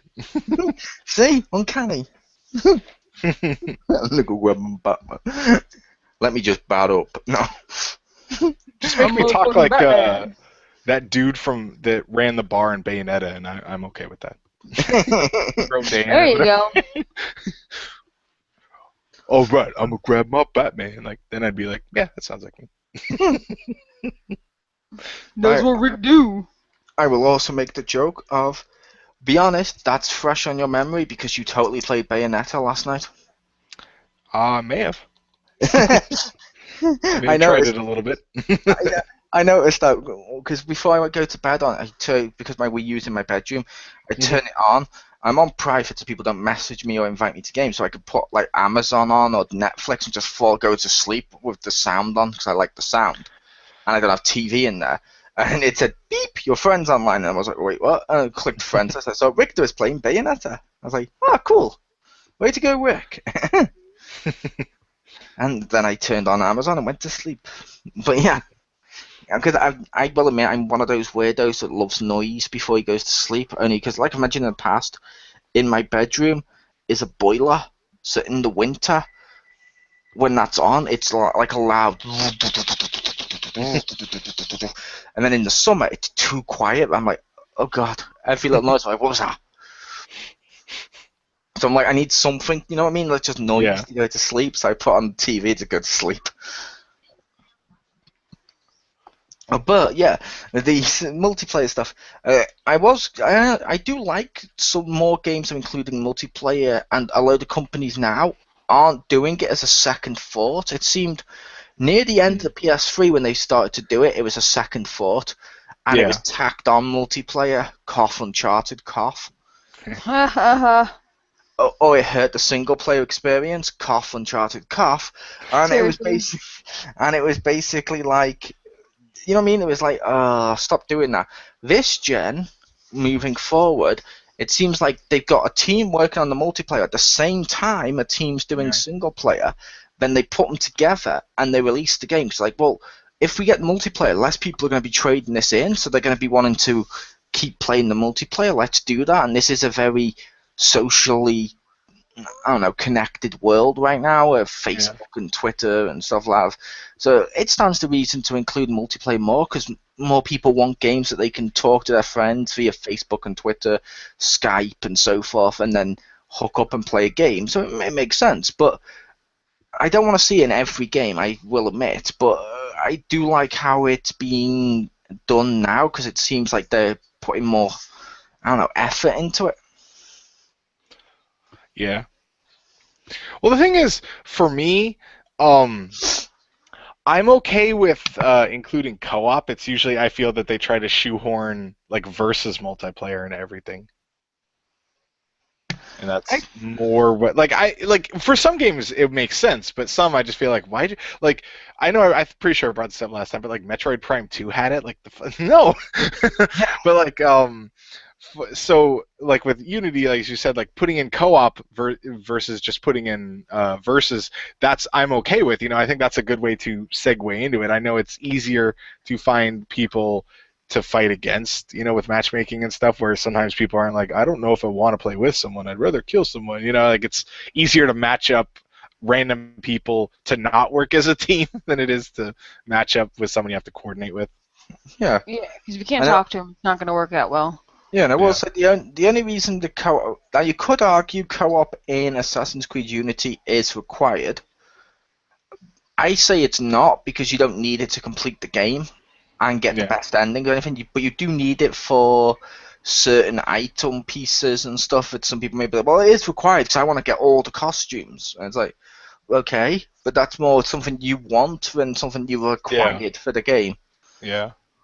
But yeah, I do agree. Co-op is also beneficial. I think some games also wouldn't need that, if that makes sense. Like playing Tomb Raider, let's say, which had tacked on multiplayer last gen. Mm-hmm. Like if I was playing the new Tomb Raider, they suddenly gave me a new sidekick for. I'm like, fuck off! I want to play as Lara Croft. It's Tomb Yeah. Raider. But I can also like Assassin's Creed. It's like that lends itself well because there's always shitloads of assassins. Even after Desmond's killed, his DNA can't stop producing assassins, even though it probably should have.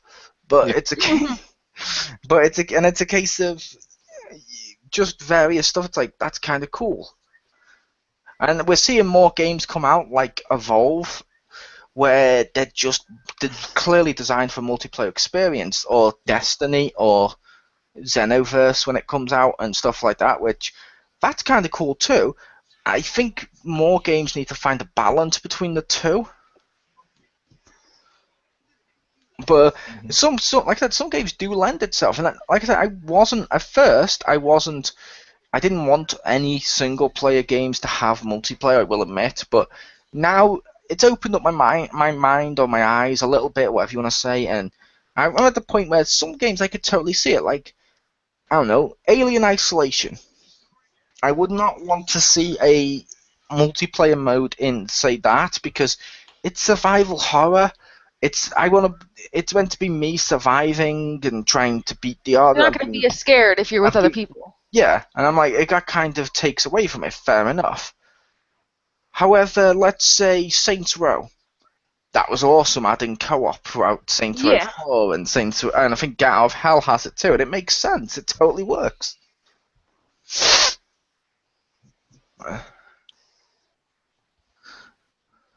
But I don't know, is there any games you guys would like to see go co-op?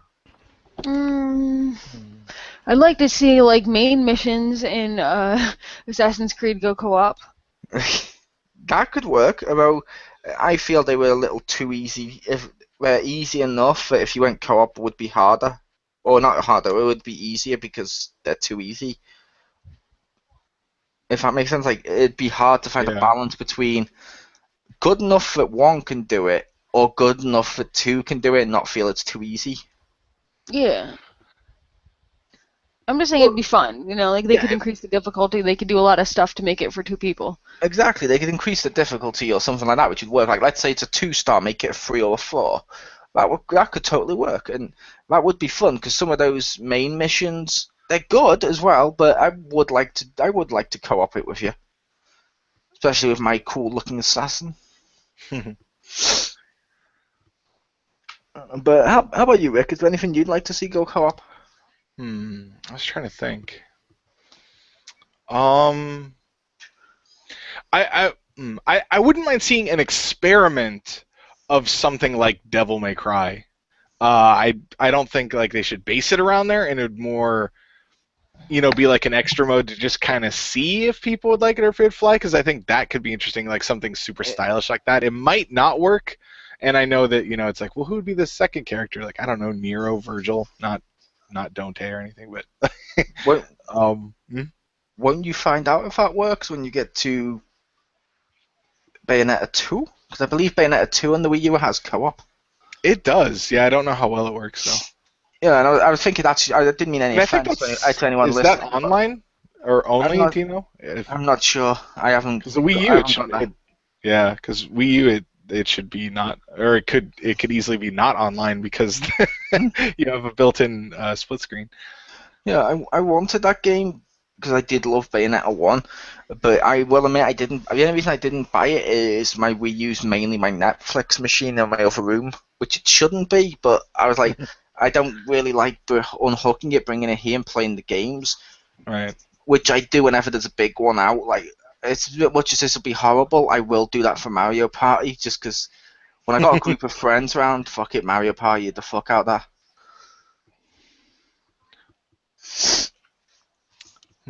Other than that, I'm trying to think. I kind of wish GTA would have. Yeah. Because they keep doing the online as separate modes or separate missions, But based on like GTA 5 having 3 different characters, main characters, and a creator character system, if they'd gone like Saints Row, like you create your character, I could have so jumped into, say, Jim's world and helped him with a GTA mission or vice versa. That would have been cool. Yeah, it makes sense, especially with, like you said, the 3 people, 3 main characters. Like, why isn't there at least 2-player? Because then you could swap if, use the third person to swap if you were, you're like, oh no, I don't want to be Trevor, and you jump to someone else, and I don't know. Trying to think of other genres that could work. Amazingly, I don't know if I brought this up last time, but they had multiplayer in like the old Super Nintendo Final Fantasies, which actually was really cool. I'm looking forward to the Final Fantasy, or not Final Fantasy, Elder Scrolls, sorry. Elder Scrolls Online multiplayer, that should be fun. That does look fun. Yeah. I did like how they've started to add, and I know it's already multiplayer before someone pointed out, they added more co-op-y multiplayer at the same time in games like Street Fighter and stuff too. Because there's been which one was it? It was either Street Fighter Cross Tekken or it was one of the Super Street Fighters. Was one of them.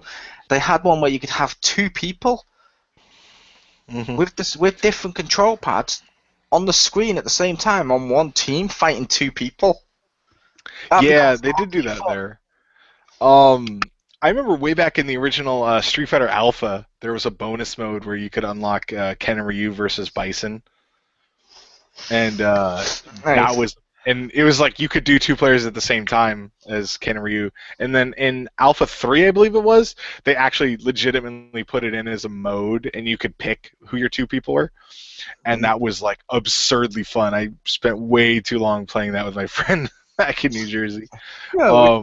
And yeah, so like when I remember that, and I didn't immediately remember that it wasn't Cross Tekken, but then when you mentioned it, I was like, oh yeah, I remember seeing stuff like that. I think they called it like Scramble Chaos or something like that. But yeah, you wouldn't think that multiplayer would work in a fighting game like that, but it works surprisingly well, and it is really fun. Yeah, I remember from the older games as well, and then they sort of removed it, and the focus went back on just verse. Yeah. But it totally works because like some fighting games, like I believe Tekken. I believe it was the last Tekken Tag Tournament, which I know you're going to say it's tag, it makes sense, but Tekken Tag Tournament, I believe, I went through the story mode with a couple of friends and brothers and stuff like that. I went through, and I'd let them be one character, I'd be the other, and we'd just go through the whole story mode, which is instantly more fun. It's like that game that recently came out, Injustice, which was horrible. Horrible fighting game, horrible mechanics, and it's not even a fighting game, it's basically let the environment do the work for you. If they improved upon that, there was no reason that could have been 2-player co-op, because I'm sorry, Batman and Superman totally team up. There's a whole comic about it. It would totally work, and you could have, you could also have like Joker team with Batman, or you don't even have to use Batman, people. I know some people are going to be, what? Yeah, what? But I would totally love that. I was thinking Nightwing's in the game. Him and Batman would make sense. Yeah, him and Batman would totally make sense. Or you could just get some weird, silly-ish combos going too. Like you could team, I don't know, you could team like Wonder Woman with, if he was in the game, Plastic Man, which he could have been. And that would have been fun as hell, like one ultra serious warrior and one completely not ultra serious warrior. And it'd be like, you know what I mean? I think that could be fun for a story mode for fighting games, which is but I realised that in themselves they're already multiplayer, but this is an extension of our co-op discussion part of this. Yeah, yes. Yeah, I'm okay with, usually, with trying to put in co-op. Yeah, I also hate it when there's games where you're like, this should have been co-op. And you're like, why was this not co-op? Like any Ninja Turtles game, single player. That's my immediate reaction. Whether or not I end up liking the game, that's always my first reaction is, what? How do you make this single player? Yeah, it's like that game I was talking to you about the other day, the one I still want to buy, the game you've played. What's it called? Akibo or Kibu? Oh, Akiba Strip. Yeah. Yeah, that one, Undead and Undressed, or whatever the hell it's called on PS4. The description says, team up with friends to fight these monsters. I'm like, cool. And I look at the bottom, one player, I'm like, wait, what? Yeah, considering most times through the game you do have a person with you, I would that would be cool, because if you could do co-op with that and the other person just controls them, and then it'd be easier to, since you can change their weapon and outfit to give them better stuff, that'd be perfect for drop in, drop out. Yeah, it's like, I know Nintendo said that, I think they said that a while back they didn't want to do this, yada yada yada, whatever excuses they used, but based on the anime helping the game become a lot more popular, why can't the three of us become Pokemon trainers and team up? And then suddenly we can go against three people or teams of three and stuff to do Pokemon, if that makes sense, but not verse.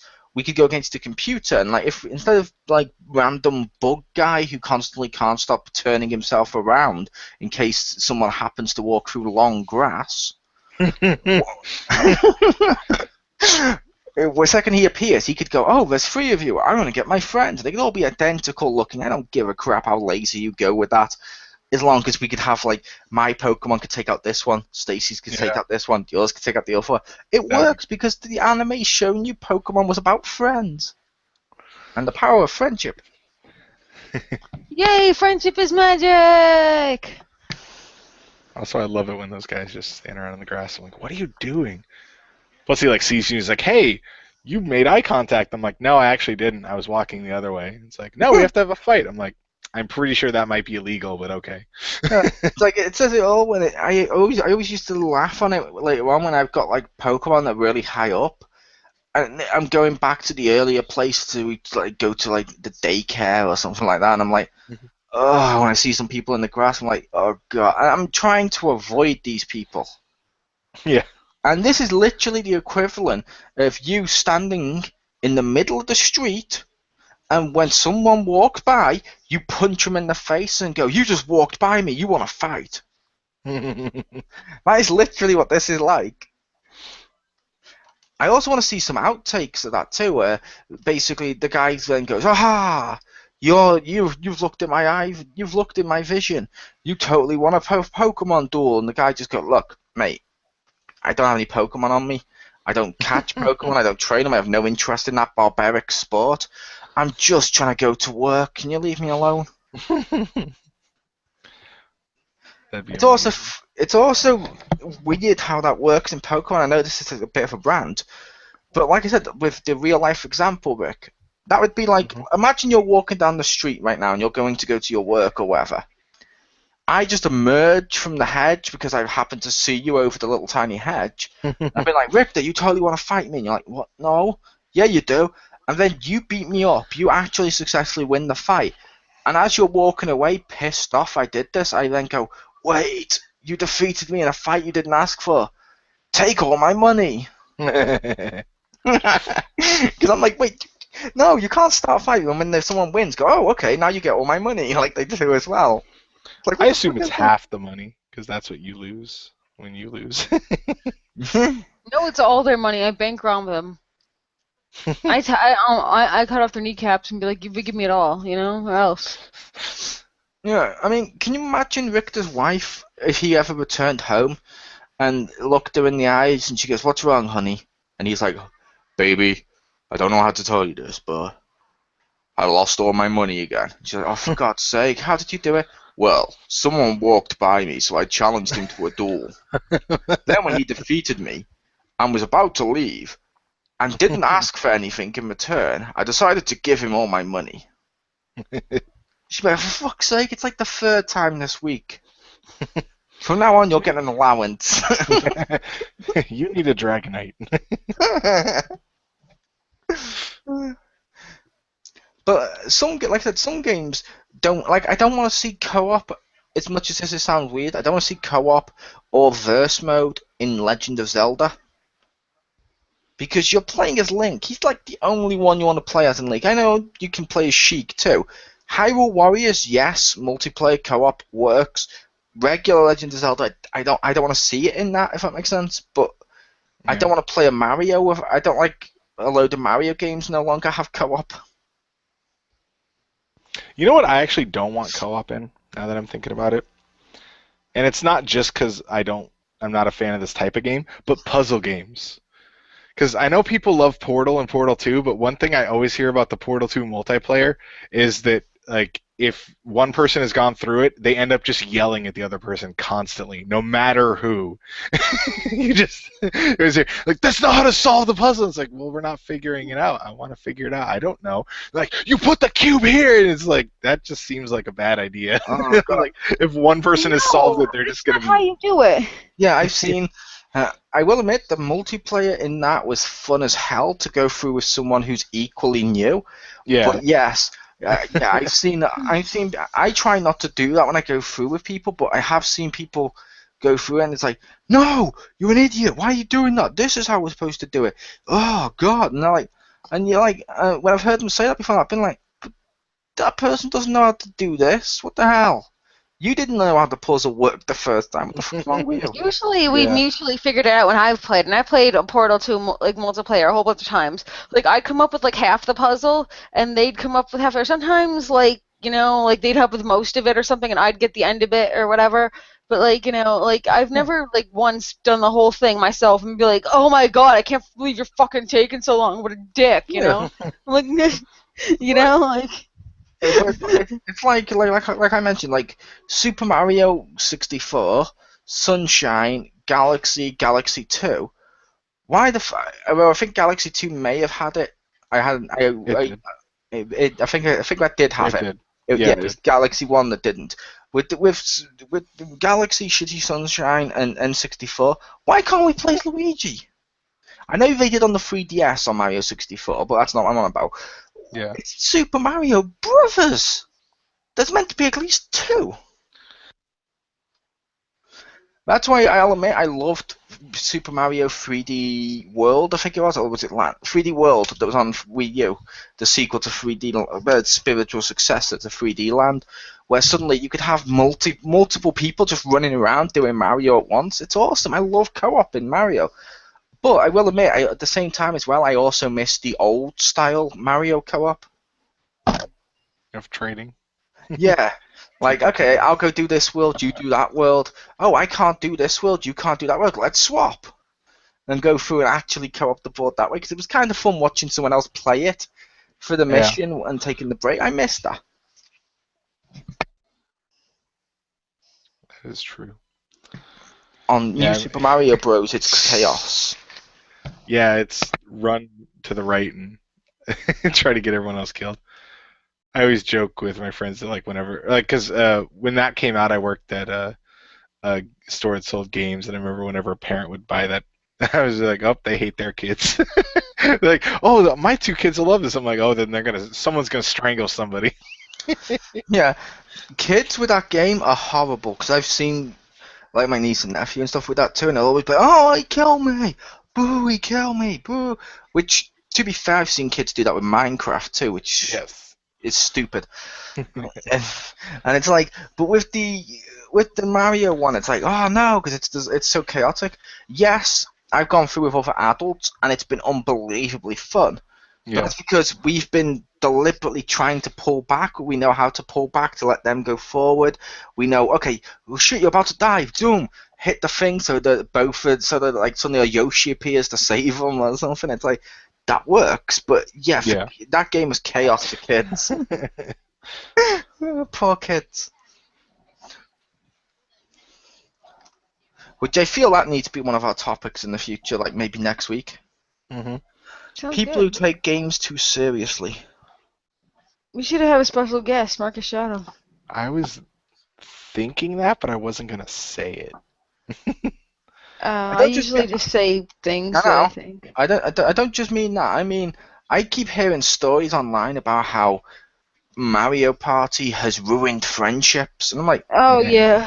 And I'm like, really? Closest thing Mario Party did for me and my friends was it made us slightly hate Toad. Because whenever we went against Toad, he was the one who kept getting all the bonuses.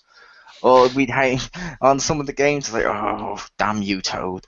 But it didn't like if my friend was winning or something, it's like, okay, you won, cool. And at the end, we gave you bonus stars. It's like, aha, I was better in this. Aha, I was better in that. But at the end of the day, you know what we did after we finished a game of Mario Party? We'd still be friends and we'd do it again, or we'd go to a different game.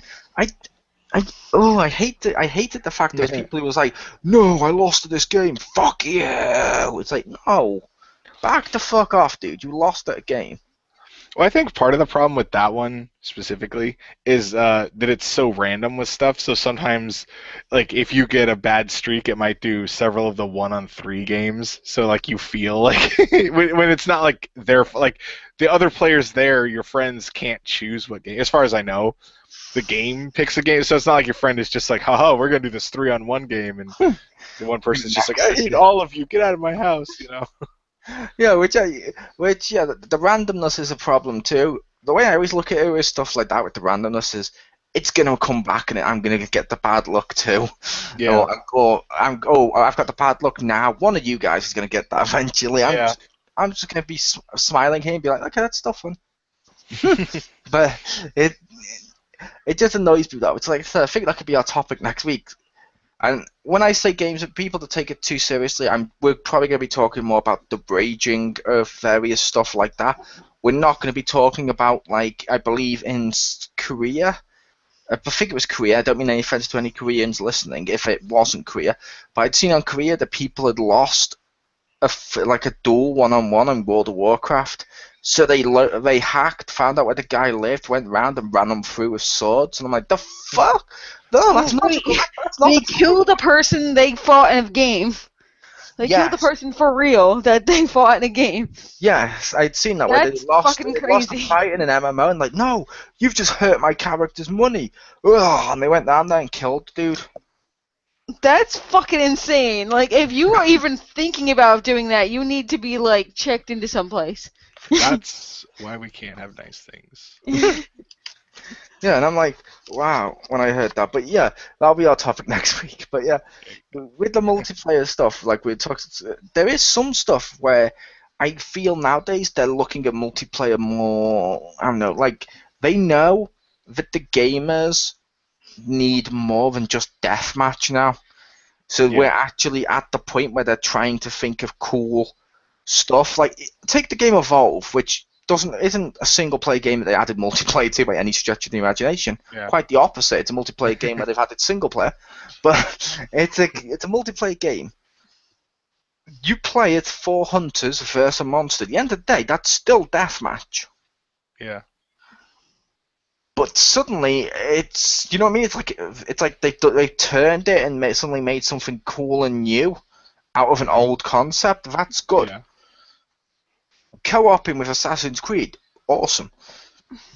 Woo. The Batman one I was talking about, awesome. And I feel more games nowadays are looking at how to tackle multiplayer on like a third dimension. Like, they're like, okay, so him versus him, that's fair enough. They're gonna go at it. What other dimension can we add to suddenly add new elements to make them say, this is new? And I think that's the stage we're at. Luckily, hopefully it doesn't get. Now, I don't approve of the multiplayer added to games where it's like, well, one of your friends can help you out by using our app. Yeah. Those it's like games, the star system in Super Mario or Mario Galaxy. That's not really a second player function. Yeah, exactly. It's like the people who do that in the games are like, we've added multiplayer people. Woo, Brian! One of you can be Tingle. One of you can play multiplayer with your friends, and you're like, yes. If your friends have an iPhone, and I'm like, part of me just thinks that they need to, well, not die in a fire like Pew would say, but they need to resign. They need to resign at that point. You're done. That would be like someone saying, hey, I've got an idea. We've made new Lego bricks completely incompatible with every other Lego set. You've done it wrong here. Something's gone horribly wrong. I think those are Mega Blocks. Yeah, I'm looking at you, Thingy. What do you call it? Bionicle, or whatever the hell it was called. Bionicle. I have like some of the old ones of those. Mega Bloks, which is just a rip-off of that, which is kind of funny, but yeah, with the Lego stuff, it does need to all be compatible. It's like with multiplayer. If we're playing multiplayer, we need to be on the same system or a similar system. A phone is not the same as a PS4. Yeah. A Vita is almost the same as a PS4, as long as they can also do it on PS4 to PS4 as well, because that can actually hook up. Cool. That one works. It'd be like, hey, you just downloaded, you got Tomb Raider on your on the Xbox One. You can now play multiplayer using a 3DS. You'd be like, the fuck are you doing? Yeah. And that's essentially what they're doing with the iOS. iOS stuff should be separate to consoles. Consoles should be relatively separate to PC. There is enough there that they can do that, but if you're going to do some sort of app for a game, it should be like the Injustice one, where it's a complementary app that maybe unlocks an extra skin or something like that, maybe. And at least give them the option to do that skin elsewhere. But it shouldn't be a case of you need this app to play this, or you need this app to do your clans and all this. It's like, no, fuck off. Yeah.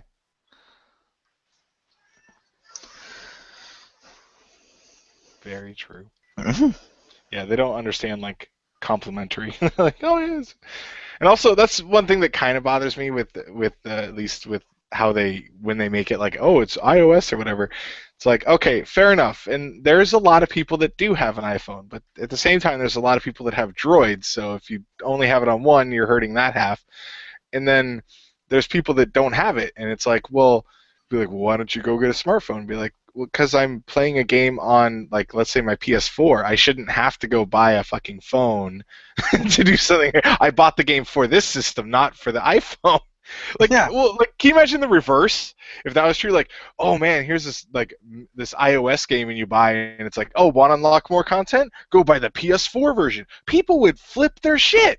So why isn't it accepted the other way around? Yeah, people would go mental. Wait, I have to spend $300 or $400 to buy another machine to use this? What? It's like, well, that's the flip with the phone. It's like, no. And they pull the excuse of, well, to be fair, phone's part of everyday life. So's my fucking microwave. I don't see a microwave app for my PS4. Well, you know what they should say? You don't like spending $300 to $400 on a console to play your new games? Why don't you spend like $6,000 on a gaming machine, and then you'll never have to buy another console again, except the next 5 years. Mm-hmm. When your PC is out of date. To be fair, the PC stuff, fair enough, that's what they play on. And PC and console games are similar enough, I can see them crossing over.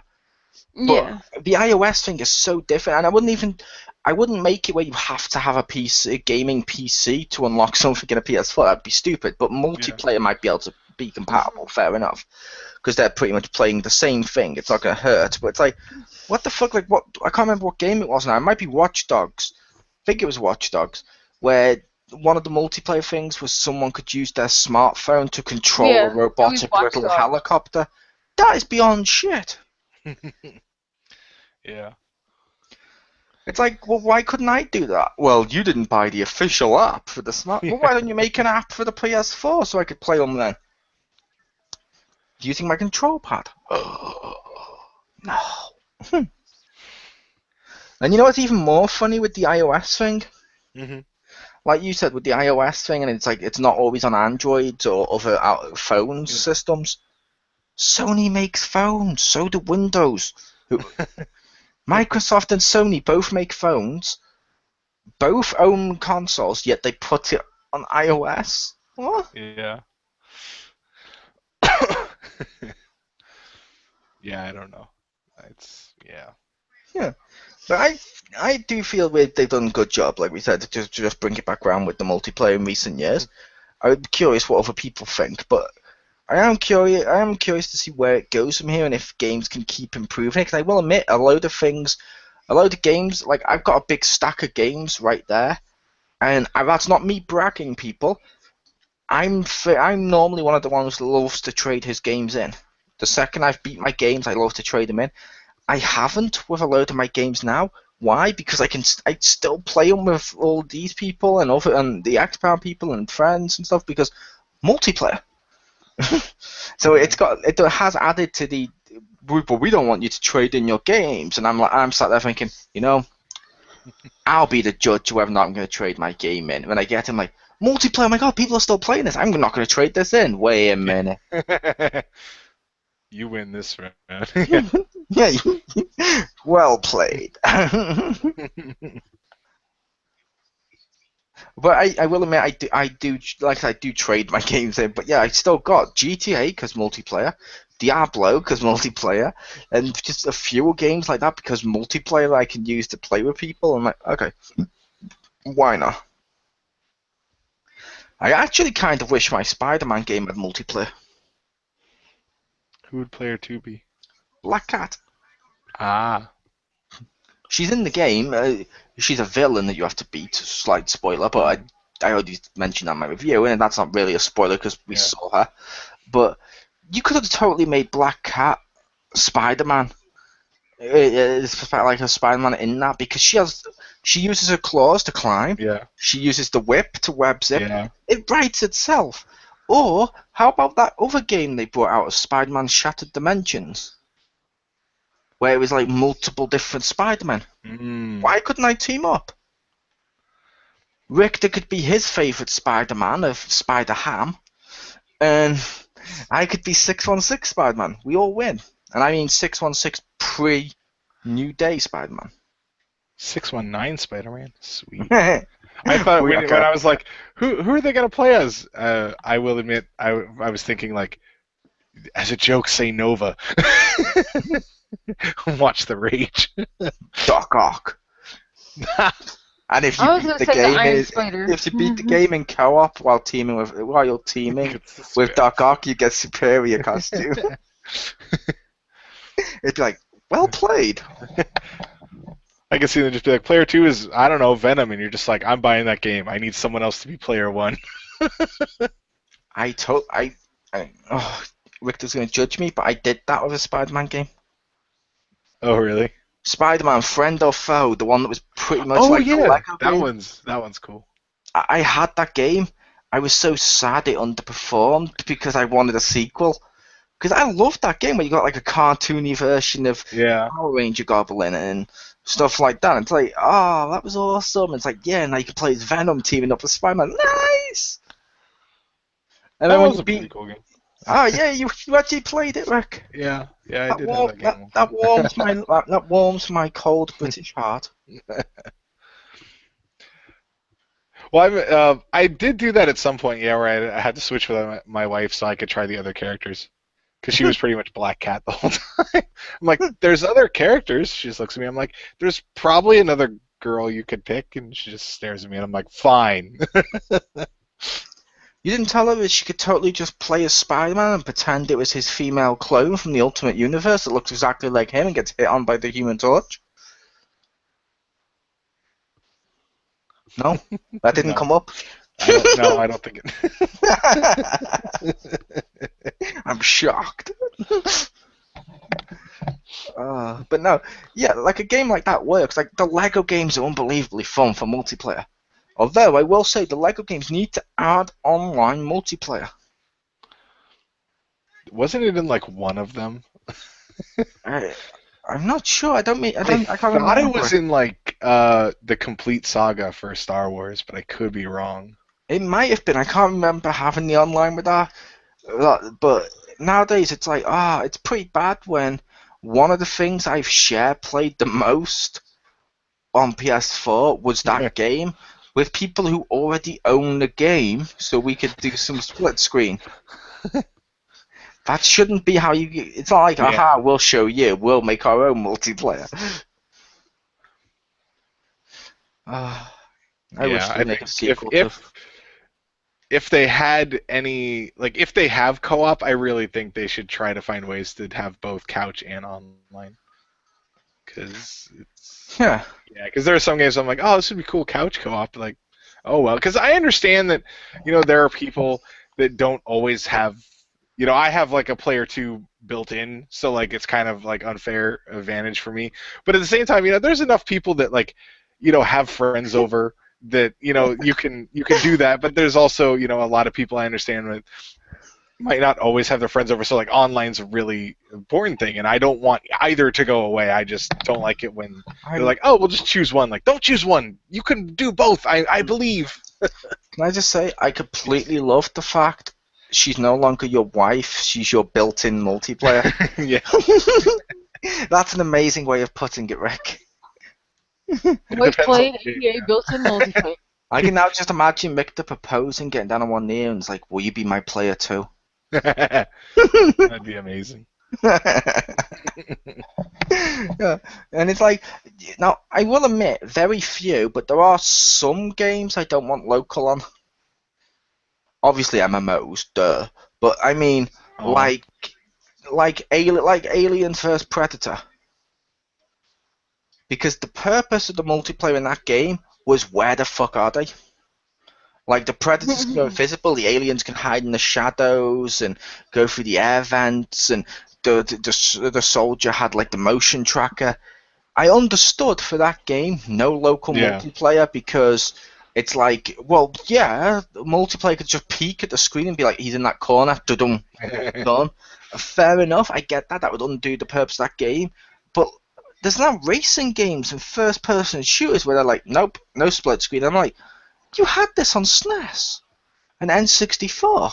Why is that not a thing now? Why have you... No.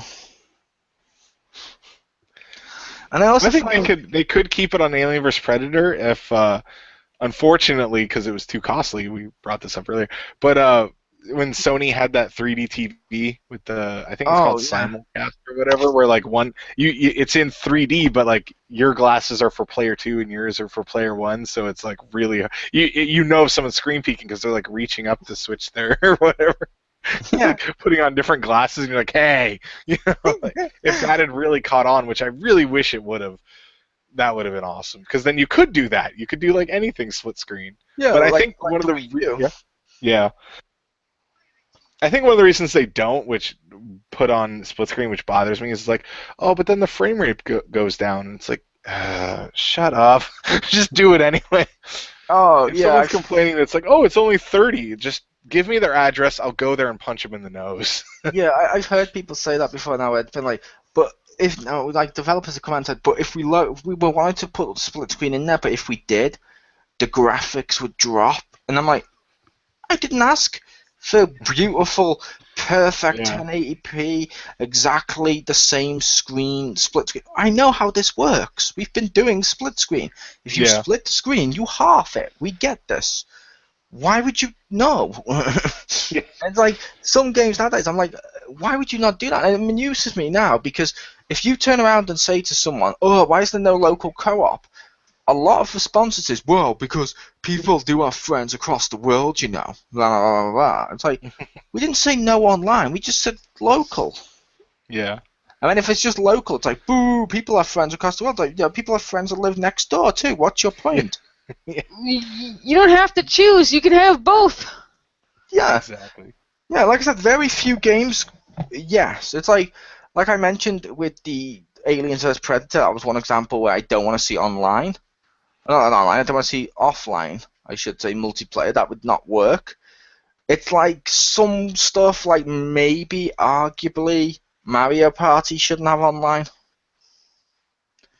I want it to, but just because lag could really affect just the mini game. Oh, yeah, I can see that. I would be like, okay, but that's reaching, if that makes sense. Yeah. But I think it could also be done, because I would imagine lag would hurt more in Smash Brothers, but I've heard it's decent. So it is. I like Smash Bros. Online. Yeah. So I imagine it could be done.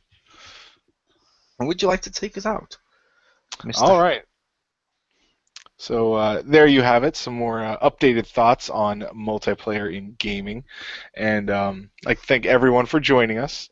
And hopefully you will join us again next week when we go through some more news and some more catch-up section, and we have our next topic, which, as discussed earlier, is about taking games too seriously. So I thank shall you, write that everyone. down. There you go. Thank you, everyone, for listening, and good night. Night. Yay.